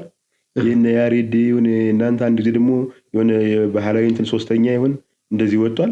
ከዛው ውጭ ደግሞ በባለፈው አመት የኔ ቲያትር 1ኛ ወጣል በክልል ደረጃ ማለት ነው። በ2017 ይገርም ነው። አካውንት እኮ ብዙ ሰዎች ከእንደዚህ እንትን እንቅስቃሴ ተደርገዋል። ያራኩም እስካሁን ከዛም በኋላ ወደ 5-6 አጫጭር ድራማዎች እስከ ትላንትና የገና የታየ በላህ ለበላ ነቃሽ ሚል በላህ ለበላ ሳይቀር እስከሱ ድረስ እስካሁን ድረስ ከጽሁፍ እና ከዝግጅት ከእናንተ በፊት እኛ በፊሊያ በላህ ለበላ ቅርብን በአማራ ቲቪ በጣም የተጨበጨበለት ደና እንትን ብለናል። ያን ደግሞ ማሻሻላችሁ እናንተ መጣችሁ። ይሄ 6ኛ ነው 7ኛ ነው በላህ ለበላ ስለ ኢንቨስትመንት በላህ ለበላ አለ፣ ስለ ሞት በላህ ለበላ አለ። እንደዚህ ወደ 6 አይነት ጭብጦች ላይ አለ። የ7ኛው የ6ኛው ነው። እኔ በላህ ለበላ ስሰራ ከሼክስፒር ጋር የነበራችሁን ጠብ አነሳ ነው ወይስ እንደው በወሬ ሄደን አንስተነው ጨርሰናል? እና ግን በርቀን የተለያየ ነው። ከዛ በኋላ ምንድን ነበረ እንደዚህ የተጣላን ሲያስቸግር ኪነ ጥበብ ማለት ሌላው የሚተርፍ ነው። ሰላምን የሚሰብክ ነው። ስለ በሽታ ኤችአይቪ ላይ ብዙ ነገር ሰርተናል። ስለ ጦርነት ሰርተናል። ስለ ስርቆትን መጥፎነት ሰራለ ብዙ ጭብጦች ላይ ሰራለ እና ይህን እያደረግን ራሳችን ለምን እንጣላለን በዚህ በረባና ባረባ ነገር በሚል ህብረት መሰረት። ስለዚህ ክበባትና ማህበራት አንድ የሚያደርግ በራሳቸው ይሰራሉ። ግን ደግሞ በምንገናኝበት ቢያንስ በወር አንዴ በሁለት ወር አንዴ ሊሆን ይችላል የምንገናኝበት ሜካኒዝም ይፈጠር ተብሎ ህብረት አድርገን ምናምን ያንን ነገር የማለዘብና አንዱ ከአንዱ ጋር ተዋውሶ መስራት ምናምን ጀምሮ ወደ ሚል መጡ። ቲያትር አንድ ቲያትር በጋራ መስራት እንዲህ እያደረገን አጥሩን አፍርሰን የሄድንበት መንገድ ነበረ። በግጭት ብቻ አይደለም የነበረው። እንደመደመው ነገር ደስ ይላለኝ። በጣም እኔ አሁን ደስ እያለኝ መጣ። ለምን መሰለህ? ይሄ ፕሮግራሙን አንድ ነገር ፈታልን ማለት ነው። አሁን የእናንተ ቡድን ችግሮችን ፈቶ አለፈ። የእናንተ የኛ ትውልድ እውነት ለመናገር ማለት ነው። አሁን ፊሊያ እንዴት እንደነበረ የሚያውቀው ሰው ያውቀዋል። ቡድናችን ተከፋፍሏል። አንዳንዶቻችን ተበትነን ሌላ ስራ ጀምረናል። ሌላ ቡድን መስርተናል። ከኔም ጀምሮ ከያንዳንዳችን ጥፋት አለና አየው አይደል? እናንተ እርቅን ፈታችሁ በማከላችሁ ላይ የነበረውን ነገር አፍረሳችሁ። እኛ ግን ማፍረስ አልቻልንም። ማፍረስ ሳንችል ኢቭን በግል ህይወታችን ላይ ራሱ ደናዎች እኮ አይደለንም። ብትንትናችን ነው የወጣው እና ይሄ ማስተማሪያ ይሆናል። ይሄ እኮ ነው አሁን ቀጣይ የሚመጣው ትውልድ የትኛውን መምረጥ እንዳለበት ያያል ማለት ነው። እና እኔ በጣም አመሰግናለሁ። እንኳን ይህን ታሪክ ሰማሁት። እኛ ተጣልተን ነበር ያለፍነው፣ እናንተ ደግሞ እርቁን አምጥታችሁ ነገሩን ለመፍታት ሞከራችሁ። አሁን እስኪ ወደ ገጠመኞችና ወደ መዝናኛዎች እንግባና ወልደ አረጋይ በዛ ሰዓት ቲያትር እየሰራችሁ የሰው ችግር ነበረ፣ ፊሊያም ላይ ነበረ። አሁን ፊሊያኛ የሴት ችግር በጣም ይገጥመን ነበር በነገራችን ላይ እና እኔና ያሬድ አንድ ቀን ቁጭ ብለን ያሬድ አለባቸው ማለት ነው። አንድ ቀን ቁጭ ብለን ለምን ሴት የሌለበት ቲያትር አንሰራም ወደሚል ለስምንቱ ሴቶች በቃ ሴት የሌለበት ወንዶች ብቻ ማለት ነው። በቃ በውስጣ ታዋቂ ሚስትም ከሆነች እንዲህ ብላኝ ብለህ የሆነ ነገር አስገብተህ ለመቀር ይተረካል እንጂ አትመጣም። ተቸግረን ሴት አንዳንዱ ሴት ሲመጣ የሚቀራለ ማይመቸዋል እና እስከዛ እስከሚሄድ ድረስ እንሄድ ነበር እና እናንተ ደግሞ ቲያትር እያሳያችሁ ተራችሁ እስኪደርስ ድረስ አንዳንዶቻችሁ ቲኬት ምናምን ትቀበላላችሁ። ተራሽ ደርስ መጥተውናል እሸት ሄዶ እንደዚህ ያለኝና ይሄን ታሳዩ ነበር እና ወልዳረገኝ የሴት ችግሩ ነበር። ከሱ ልጀምርና አሁን ምላሽ ምለ ቲያትርኛ ክልል ላይ ያሸነፈው ካራክተሯ አንድ ሴት ናት። እሺ ስጽፈው ችግሩን አውቄ ነው የጻፍኩት። አየው በቃ ያለችነ ልጅ አንዲት ናት፣ አንድ ሴት አደረኳት። እሷ የሚመች የእናት ካራክተር ሰጣናትኝ። በቃ ያንን ተናደረገና ችግሩን ፈታና እንጂ በጣም ችግር አለ። ወንድ ሴቱን እስከመድረስ እኮ ነው ሲጀመር ቲያትር በኢትዮጵያ እኮ አቡዬ አባባ ተስፋዬ ሴቱ ነው ምናምን እኮ ጭምር ነው የመጡት እንደዛ ነው። እና ይሄ ችግር አለ። ግን መነሻው ምንድነው? ያው ብልግና ተደርጎ ይቆጠራል። ከበባት መሰባሰብ እንደዚህ መስራት ችግር ያው ተቃቅፎ ይሄዳል። የኪነ ጥበብ ሰው ችግር የለበትም። በእህትነት በወንድምነት ተቃቅፎ ሊሄድ ይችላል በየጎዳናው። ያንን ከዘመን ውስጥ መጣ እንደ ነውርና እንደ ሌላ ነገር አድርጎ ይቆጥረው ስለነበር ሴት ልጅን ወደ እንዲህ አይነት ቦታ መላክ በጣም ቻሌንጅ ከባድ ስለነበረ እሱ ነው ችግር የፈጠረውና አንድ እሱ ነው። የጠየከኝ ወደ ገጠመኙ ምንድነው? አሁን ትምህርት ቤት ላይ ያንተ ነው አይደለ? የኔ አይደለም። ይሄን ያደረገው ጥላሁን ይመስለኛል። ባላምባራስ ማለት ነው። እንዳታስገቡት አልከፈለም እሱ ያለ ማለት ነው። እየተወነ እንደሱ አይደለም ያለው። እየሰራን ድራማውን የሆነ ልጅ ሾልኮ ይገባል። አጥር ዘሎ ሳይከፈል ይገባል። አይተዋል። ከዛ በፊት ትኬት ይቆርጥ ውጭ ላይ ተውሎ አይደለም የሚገቡት ልጆች የሚገቡበት በር አለ። ይሄኛው ደግሞ ዘሎ የገባበት በመስኮት ነው። እሺ እና አቆመውና ጥላሁን ቲያትሩን ተማሪዎች አሁን ባጥር ዘሎ ሳይከፍሉ መግባት ትክክል ነው አይደለም ይላሉ ልጆቹ። እና ያን ዘሎ የገባው ልጅ ግን ገብረ ማርያም ይርጋ ነው ይባላል። አሁን ህፃን አይደለ እሱ ከኛ በታች ነው። ገብረ ማርያም አሁን የአማራ ክልል ሙላለም እሱ ነው እንዴ? ዳይሬክተር ሾላኪው ልጅ እሱ ነው ዘሎ የገባው። ገብረ ማርያም በጣም ልጅ ነው። ልጅ ነው ይባላል። ግዙፍ ነው ሰውነቱ ተገዘፈ ነው እንጂ የሁላችን በጣም ትንሽ ነው። እኔ እድሜውን ሰምቼ ገረመኝ ራሱ። እውነት ነው ገብሬ ሙድ ያዝንበት ነበር። እንደዚህ ያለ ማለት ጥሩ ልጅ ነው። በጣም ተባባሪ ልጅ ነው። በጣም ነው የሚተባበረን፣ እኛን በጣም ነው የሚያግዘን። በጣም ትልቅ ሰው። እድገቱ ራሱ በጣም የሚገርም ነው። ባንዴ ነው በቃ ከፍ አለ። አሁን ቀን ከሆንክ እንደዚህ ነው። ጥሩ ነውና ወደፊትም የተሻለ ቦታ ገብሬን እናገኘዋለን። ተጋብዘውና ፈቃደኛ ከሆነ ከዚህ እናወራለን። ፈቃደኛ ነው፣ ችግር የለበት እና እናስከፍለዋለን። ይቻላል።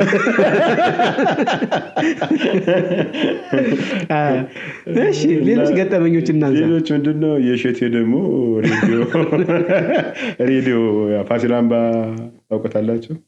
የኛ ሬዲዮ ድራማ የምንሰራበት እዛ ነው። ፋሲል አምባ ትምህርት በሬዲዮ ፋሲል አምባ የሚባል የጎንደር ሬዲዮ ጣቢያ ይቻላል ነው እሱ የነበረው። እሱ ይቻላል የሚለው የክበቡ ስም ነው። ኋላ የመሰረተው ኢንተርቴይንመንት ነው። ይቻላል የስነ ጽሁፍ ይቻላል፣ የስነ ጽሁፍ፣ የቲያትር፣ የጎጂ ልማድ፣ የኤችአይቪ፣ የአካባቢ ጥበቃ ምናምን ብሎ ነው ያወጣው እሸቴ። ለምን ፕሮጀክት ለማግኘት ማለት ነው። በጎጂ ልማድ የሚሰራል፣ በኤችአይቪ የሚሰራል፣ በአካባቢ ጥበቃ የሚሰራል። በቃ ሁሉም የሆነ ሁላቀፍ የሆነ ነው። ስሙ ራሱ ማህተም እኮ ለመቅረጽ በጣም አስቸጋሪ ነው። ህዝባር ሆነ ነው። ደብዳቤው ላይ ነው ታገኘው የክበቡን እንጂ ህዝባሩ ራሱ አይነግረህም። እና እሸቴ ሬዲዮ ሲሰራ ሬዲዮ እየሰራን ድራማ እና እሱ የ50 አለቃ ይሁን 100 አለቃ ምናምን ነው እንዴ? እሱ ነው በሌላ ሰው አድርጎት ካልሆነ እሱ ነው። እና 50 አለቃው ነው የሚሰራው። ሬዲዮ እየሰራ ነው። እኔ ሙዱ አልመጣልኝም ማለት እኔ ሙዲ ያልመጣልኝ በቃ እኔን ካራክተር ልሰራው አልቻልኩም። ምን ይሁንልህ ይባላል። ማረጉ ልብሱ ይምጣልኝና እሱን ለብሼ ነው። ግን ሬዲዮ እኮ ነው ገታለኝ። በሬዲዮ ልብሱን ካለበት የመጀመሪያው ልክ እንደ መድረክ ቲያትር ማለት ነው። ግን ያንተ ነው ይላል። አይ እሸቴ ነው። ብዙ ጊዜ እኔ አንዴ ወይ ሁለቴ ነው የሰራሁት እዛ ሬዲዮ ጣቢያው ላይ። እነሱን በቋሚነት ተቀጥረው ነበር። እኔ አልፌ ተውኩት። የሆነ ኤንጂኦ ሰራ ነበርና ኤንጂኦ ጠራኝ።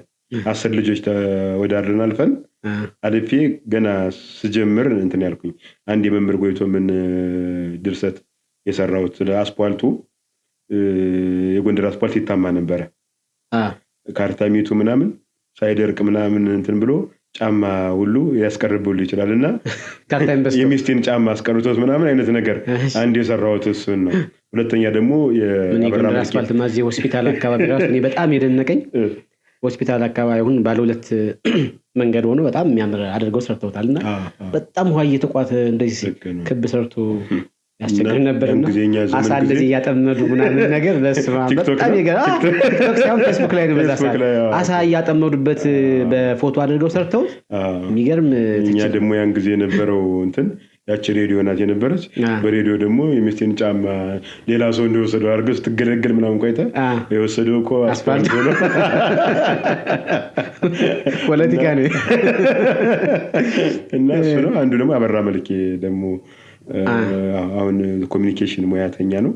የእሱ ደግሞ የረጅም የ10 ክፍል ይሁን ምናምን አንድ ድራማ የሰራሁት እሱን የሆነ የአባትየው ገጸ ባህሪ ምናምን ነገር ነው። እና ከዛ ውጭ የሬዲዮ ድራማ አልሰራሁም። አንድ ከፊት ጋር የሰራ ነው ለማለፍ ከሁለታችን ተሰጥቶን ነው። አንድ ስክሪፕት ተሰጥቶን ሁለታችን አብረን ተወነናል። ሌላ በብዛት የሰሩ እነሱ ናቸውና የታሪክ የሸቴ ነው። ይደርሰዋል ያያዋል። ግን አሁን በዛ ሰዓት በአንተ ክበብም ከተለያየ ክበብም የሚሰሩ የነበሩት ሁሉ አልፎ አልፎ ነው የምትገናኙት። ግን ያንተ ውስጥ ስታስቡ ምን ትላለህ? እስኪ በዚህ አጋጣሚ የምትለው ነገር ካለ።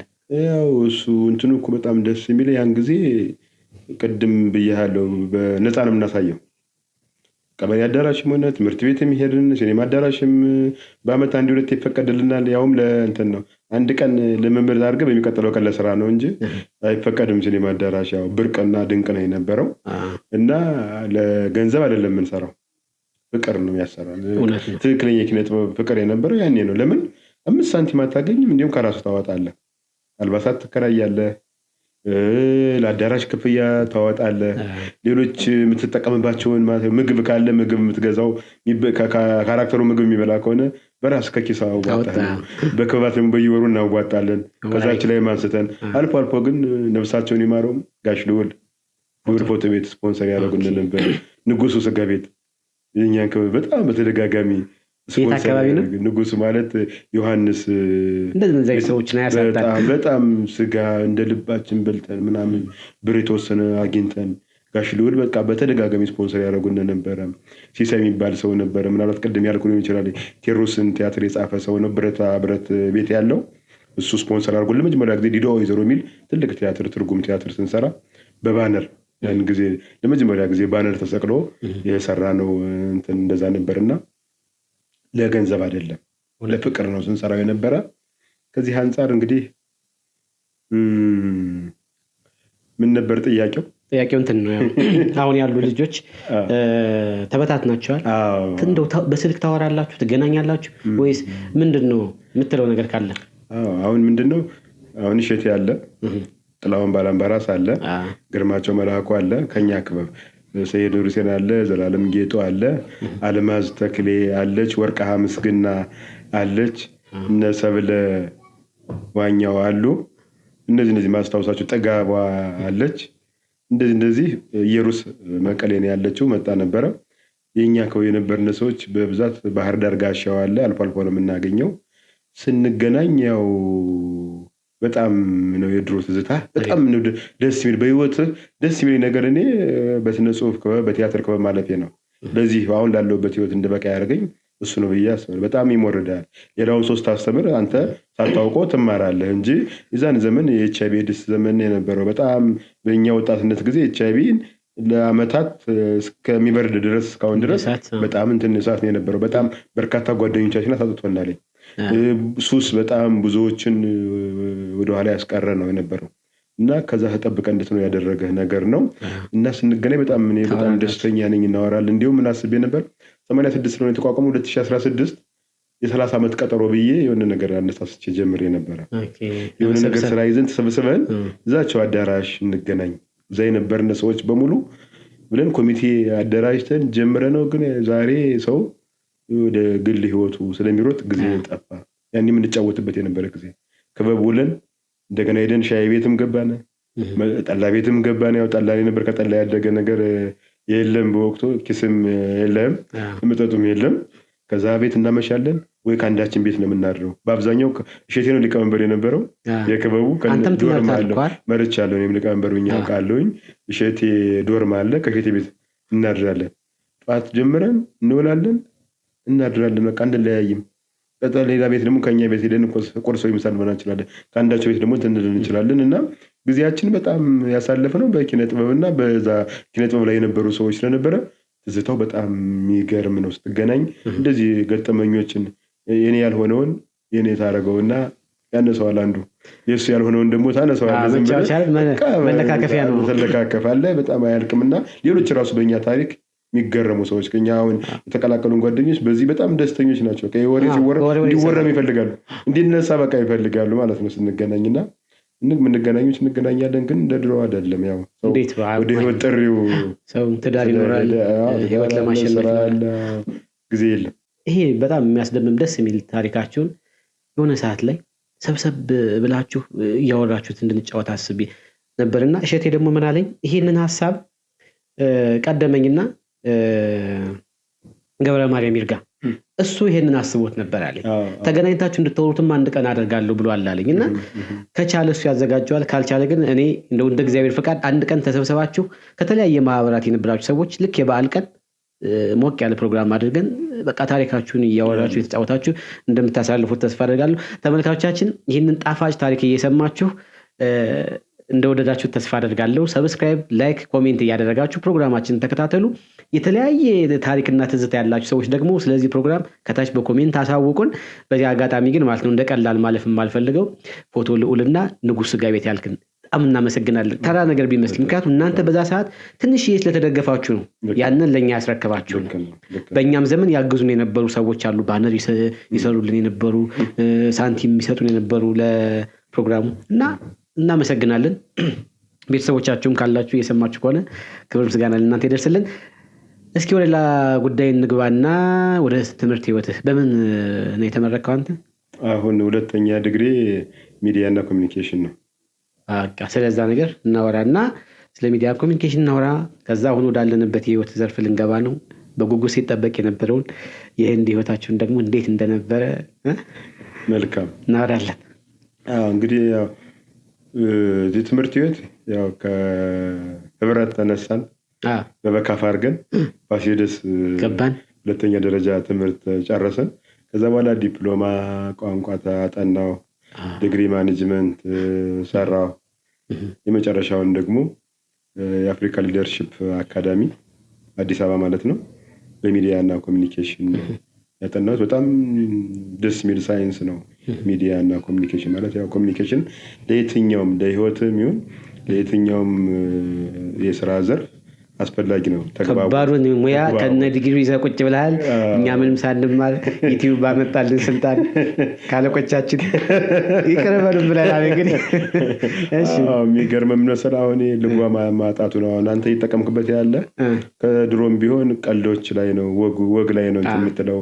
በወጉ ያው ሸንቆጥም ታደርገው ነገር የግድ ነው። ስጋ ቀይ ስጋ ብቻውን አያምርም። የሆነ ቀባ ሲያደርግ ይጥማል እና እንደዛ እያለ የሚመጣ ነው። አሁንም እየተጠቀምኩበት ያለ ቁም ነገር ስለሆነ ችግር የለውም። ግን የሚገርመኝ ነው አሁን ስልክ ያለው ሁሉ ጋዜጠኛ ሆኗል እና ስማርት ስልክ ያለው ያንን ደግሞ ተጠየቅ ስለሌለ እኛንም ይነካል። አዎ እንግዲህ ምን እኔ አስበዋለሁ። በነገራችን ላይ አሁን ይህንን ፕሮግራም እንዴት ጀመርከው ብትለኝ አንዳንዴ እንደ ቅሌት አስበዋለሁ። ስንት በሙያ የተመረቁ ሰዎች አሉ። እውነት እናውራ ከተባለ በሙያ የተመረቁ ጥሩ ጥያቄ ጠይቀው ጥሩ ፕሮግራም ሰርተው ማቅረብ የሚችሉ ግን አሁን ደግሞ እየተሰራው ካለው አንፃር ስታይ እንጀራም ነው ገቢም ነው እና የኛም አሁን እኔ በትወናውም አለበት በደርሰቱም አለበት። የእኛን ህይወት ራሱ የማይገባቸው ሰዎችም ሲቀሙት አያለ እና አሁን አለኝ በምትለው ነገሮች ደግሞ ትሳተፋለህ እና ይህንን ፕሮግራም የተሻለ አድርጎ መምራት ማዘጋጀት የምትችሉ ሰዎች እንዳላችሁ እናምናለን። ቀድመናችሁ ነው ቢዚ ስለሆነ ነው። በእርግጥ እንትን ነው ሆቢ ይጠይቃል። አሁን እኔ ማምነው ምንድን ነው ቲያትር የተመረቀ ሰው የኔን ያክል ቲያትር አልሰራም። 50 ምናምን ቲያትር በጎንደር ታሪክ 50 አይደለም በአገር አቀፍ ደረጃም 50 ቲያትር የጻፈ የለም። በእርግጥ አጫጭሮችን ኢንክሉድ ቢያደርግም ቢጨምርም ማለት ነው። ስለዚህ ልምድን የሚያክል ነገር ደግሞ የለም። ልምዱ በተገቢው ደግሞ አሁን እድል አለ። የግድ ዩኒቨርሲቲ ገብተህ መውጣት የለብህም። በጎርጎር ነው አሁን እኮ ብዙ ነገሮች አሉ ለወካልክና የሚታረሙትን ማረም ከቻልን የሚሰሩ ሰዎች ደግሞ አሉ ዩኒቨርሲቲም ሳይገቡ በዚህ ላይ ምንም ግንኙነት ሳይኖራቸው በጥሩ ነገር የሚሰሩ ሰዎች አሉ። እሱን ማለት አለበት መያዝ አለበት። ግን አንድ ግጥም አለኝ አሁን የሞባይል እንትን ነው ዘመኑ ነው ስልክ መያዛችን ነው ለዚህ ዳረገንና አሁን ግጥም አሳትማለሁ ባይዘው በቅርቡ አንድ የግጥም መድብል ያገኛልኝ ታስተዋውቁልናላችሁ እና ምንድነው የሚለው ሞባይል የሚሉት የእጅ ስልክ ከመጣ አጨብጫቢው ሁሉ ቀራጩ ነው መጣ ይላል።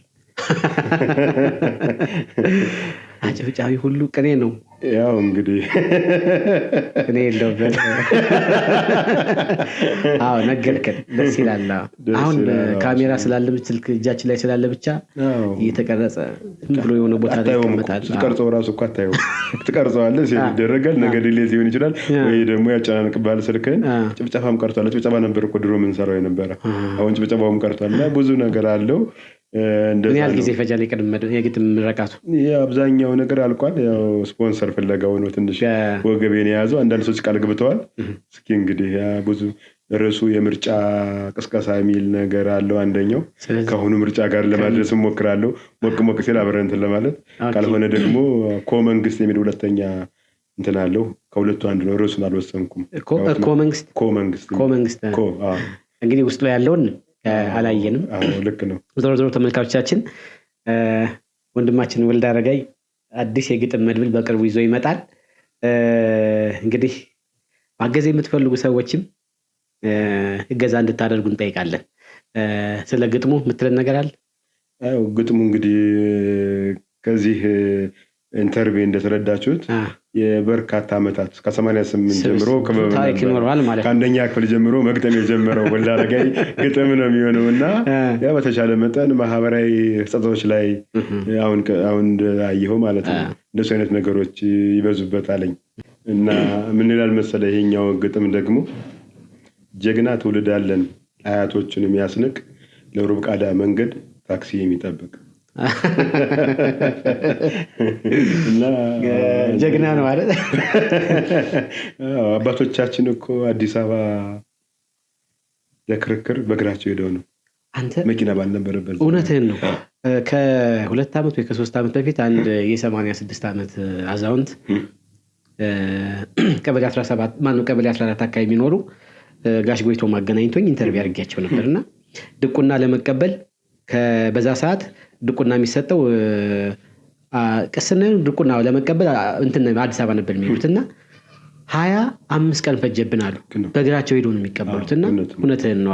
እና እኛ ግን አሁን ለጤናም በጣም መጥፎ እኮ ነው። በጣም አስቸጋሪ እኮ በሽታ ውስጥ የገባው ትራንስፖርት አይሰራም፣ በእግሩ አይንቀሳቀስም ወይ ስፖርት አይሰራምና የታዘብኩትን ግጥም እንትን እንድል ያደረገኝ መናኸሪያ አለ የድሮ መናኸሪያ ከሱ መዘጋጃ ቤት አለ የድሮ መዘጋጃ ዋርካ ላይ ከዛ ለመሄድ ባጃጅ የሚጠብቀው ሰው ብዙ ነው። ግን እኮ መንገዷን ስታያት በጣም ቅርብ ትንሽ ናት። ለጤናም እኮ ትሆናለች። አንድ ጊዜ ከዛም ባነሰ ይወርዳል የሚገርም በጣም አንድ ጊዜ ምን ገጠመኝ መሰለ ሳይንስ አምባ በሩ ላይ እስከ ሆስፒታል በር አስበዋል። ልክ ነው። እንደዚህ አይነት አንዷ እንደውም አብሮኝ የነበረው ተሳፋሪ ምን አለ አስቆመችና ተጋፍታ ነው የገባችው። ተጋፍታ ገባች ወራጅ አለች። ተጋፍታ ወረደችና አጠገቤ የነበረ ሰው የተናገረው ትችት ገርሞኛል። ትሄድ ችግር የለውም ገንዘብ ስላላት ነው፣ ግን ሩቅ ቦታ የሚሄዱን ሰው እድል ነው እኮ የተጋፋቸው አለኝ። ቢያንስ እዛ እየተጉላሉ ያሉ ሰዎች እሷ በእግሯ ብትሄድ እድል ትከፍታለች ብሎ እንደዛ እንኳን አላሰብኩትም። እና ይሄ ስለ ግጥም ስላልከኝ ነው ስለ ግጥም ስለመድብሉ ምትለኝ ያለ ስላልከኝ እነዚህ ነገሮች ማህበራዊ እንትኖችን የታዩትም ማየት ነው። እንደዚህ አይነት በሁለት መስመር እንደዚህ እይታዎችን የማየት አጫጭር ይበዙበታል። እንደዚህ ያው በእውቀቱ ስይ በጣም ነፍስ የሚማርከው ገጣሚ ነው። የሱ ስታይሎች በጣም ይመቹኛል። እንደዚህ አይነት ነገር እንዲህ ብለህ አይነት ነገር ያለው ነው። ጥሩ በጉጉት እንጠብቃለን። አሪፍ ሁለት ግጥሞቹ በጣም ሸንቋጭ ናቸው። አይተናቸዋል። ጀግና ትውልድ ነው። እኔ እንኳን እዚች ሁሌ እዚች ከስራ ቦታ በባጃጅ ነው የምመላለሰው። ግን ቅርብ ናት፣ በጣም ቅርብ ናት። ግን አልፎ አንዳንዴ ደግሞ ልክ እንዳንተ ይሰማኝና የጤና ጉዳይ እኮ ነው ብዬ ቢያንስ እንኳን ሲሄድ በእግሬ እሄዳለሁ። ልክ ነው። አሁን ለማስተካከል ሞክሬያለሁ። በጣም አሪፍ ተመልካቻችን፣ አሁንም ደስ የሚል ፕሮግራም እያስኬድን ነው። እስኪ አንድ ሀሳብ ላንሳ። ሀሳብ ሳይሆን የሆነ ሰዓት ላይ በጣም ከበድ ያለ ሀሳብ አንስተህ በፌስቡክ ሲዘዋወር አየሁትና ይሄ ነገር አሪፍ ነገር ነው አልኩኝ። በመካከልም ደግሞ እንዴት ሊሆን ይችላል አውርተውበታል ምናምን እስከማለት አስቤያለሁ። ምክንያቱም ያነሳችሁት ኢሹ ከባድ ስለነበረ ምንትዋብ የሚል የምንትዋብን ታሪክ የሚያጠነጥን ፊልም ልትሰሩ እንዳሰባችሁ በጣም ከባድ ታሪክ ነውና ከአርቲስት ሜላት ጋር ጀምራችሁት ነበር። ስለዛ እስኪ አውራኝ። መልካም። እሺ ምንትዋብ ታሪክ ያው መነሻዋ አርቲስት ሜላት ነብዩ ናት። እንድጽፈው ነገረችኝ። ያው ጎንደር ላይ የሚጽፍ ሰው ማን ነው የሚል ነገር ጋይደር ኃይልሽ ኃይለማርያም ማለት ነው። እሱ ጥቆማ ሰጣት። ሌሎችም ሰዎች እንደዛ ሁለት ሰዎች ነግረዋት ነበርና ከኔ ጋር አወራን። ደስ አለኝ። በቃ ፊልም ጽፍ ያላቅም ቲያትር ነው። እኔ ቅድም እንዳልኩ ከ50 በላይ ቲያትር ነው ያለኝ አጫጭሮችን ጨምሮ። የመጽሐፍ ችግር እንደሌለበት ችግር ግን የለም። አሁን የሚገርም በላው ግማሽ ቀን አልፈጀም። ጸሐፊዋ እየሰጠሁኝ ልጆች ቁጭ ብለው እያዩ ነው። ጸሐፊዋ ነበር የምትቸገረው፣ እኔ እየጻፍኩ ልከው ነበር። እሷ ግን ያን ወደ ኮምፒውተር ማስገባት ነው ቢዚ የሆነችው። አይዲያው ካብላላው በኋላ ለመጻፍ ምንም ችግር የለብኝም እና እንደዛ ነው። ይሄ ግን ቲያትር ስለሆነ ታሪክ ቀመስ ስለሆነ ታሪክ ቀመስ እንደመሆኑ መጠን ጊዜ ይወስዱብኛል። ከ2 ዓመት እስከ 3 ዓመት የሚደርስ ነው። ያው ያብላላው እስከሚወጣ ድረስ የነበረው እስከ ስክሪፕቱ እስከሚጠናቀቅ ድረስ የነበረው ነገር እንደዛ ነውና የምንትዋብ አንደኛ የሴቶች ታሪክ የለም። ብዙ ጊዜ ታሪክ አልወጣም። የአፄ ቴዎድሮስ ይታወቃለኝ። ሌሎችም የታንጉት ሚስጥር በእንትን ተጽፏለኝ በመጽሐፍ ደረጃ በፊልም ብርሃኑ ዘሪሁን ጎንደሬው ማለት ነው። እንዲህ አይነት ነገሮች አሉ፣ ግን በፊልም ደረጃ የለም ታሪክ እና እሱን መስራት ትልቅ ነገር ነው። ታሪክ ስለሆነ ታሪክ ማጥናት አለብን መጀመሪያ። እሱን መታጠን አለ። ታሪክ ደግሞ ሌሎች ዓለም መጽሐፍቶችን አነበብክ? ምን ያህል መጽሐፍት? 2 3 4 መጽሐፎች አንብቤያለሁ። ብዙ አታገኝም። አንዱ የእሱ የማርያም ኤፍሬም ነው። አንዷ ማናት ህይወት ተፈራ ስለምንትዋብ ራሱ የጻፈችው አለ። ሌሎች እንትኖች መጽሐፎችም አሉ፣ ግን አባቶችን ጠይቄያለሁ። በጣም በርካታ እውቀት ያላቸው አባቶች እድሜያቸው አሁን አለቃ ተሾመ በቅርቡ ሞቱ እንጂ እዚህ መድኃኒዓለም አካባቢ በጣም እውቀት ያላቸው ሰው ናቸው። ሊቃውንትንም አግኝተናቸዋለኝ። እንደዚህ ሰዎችን አግኝተን ትልልቅ ሰዎችን እና ያሉት መጽሐፍቶች አድርገነው እና ዓለም ላይ ደግሞ ታሪክ እንዴት ይጻፋል የሚለውን ነገር ሌሎች ፊልሞችን ለማየት ሞክሬያለሁ። የውጭ ፊልሞችን እነሱን የተጠቀሙበትን መንገድ ተጠቅመ ነው። ታሪክ ብቻውን ብትነግረው እንትን ነው የሚሆነው፣ ፊልም አይሆንም፣ ሌክቸር ነው የሚሆነው። ግን ከሌላ የፍቅር ጋር ታሪክ ጋር የተወሰነ የጦርነቱ ታሪክ ያው የራሳቸው የነበረ ነው። ከዛ አንጻር የተሰራ ነው። ሜላትን በሰፊው ተዘጋጅታበት በጉጉት የምትጠብቀው ነው። ግን ያለው ወቅታዊ ሲቹዌሽን አርቲስቶች መጥተው ጎንደር ላይ ስለሆነ ታሪኩ የሚሰራው እንደሱ አይነት ነገሮች ብዙ እንትን አላሉ። ስፖንሰሮችም እየፈለግን ነው። አንዳንዶች ፈቃደኛ ናቸው። ገና ያነ ቲክቶክ እንደወጣ ብዙ ሰዎች እናግዛለን የሚለው ሰው በጣም ብዙ ነበረው። ጥሩ ነገር ስለሆነም ሜላትም አቅምም ስላላት በመተወንም በፕሮዲስ በማድረግም እንደዛ ነው እና እሱን የጻፍኩት እንግዲህ በዚህ መነሻ እና በጣም ደስ የሚል ስራ ነው። ወዳው ነው እንትን ያለችው።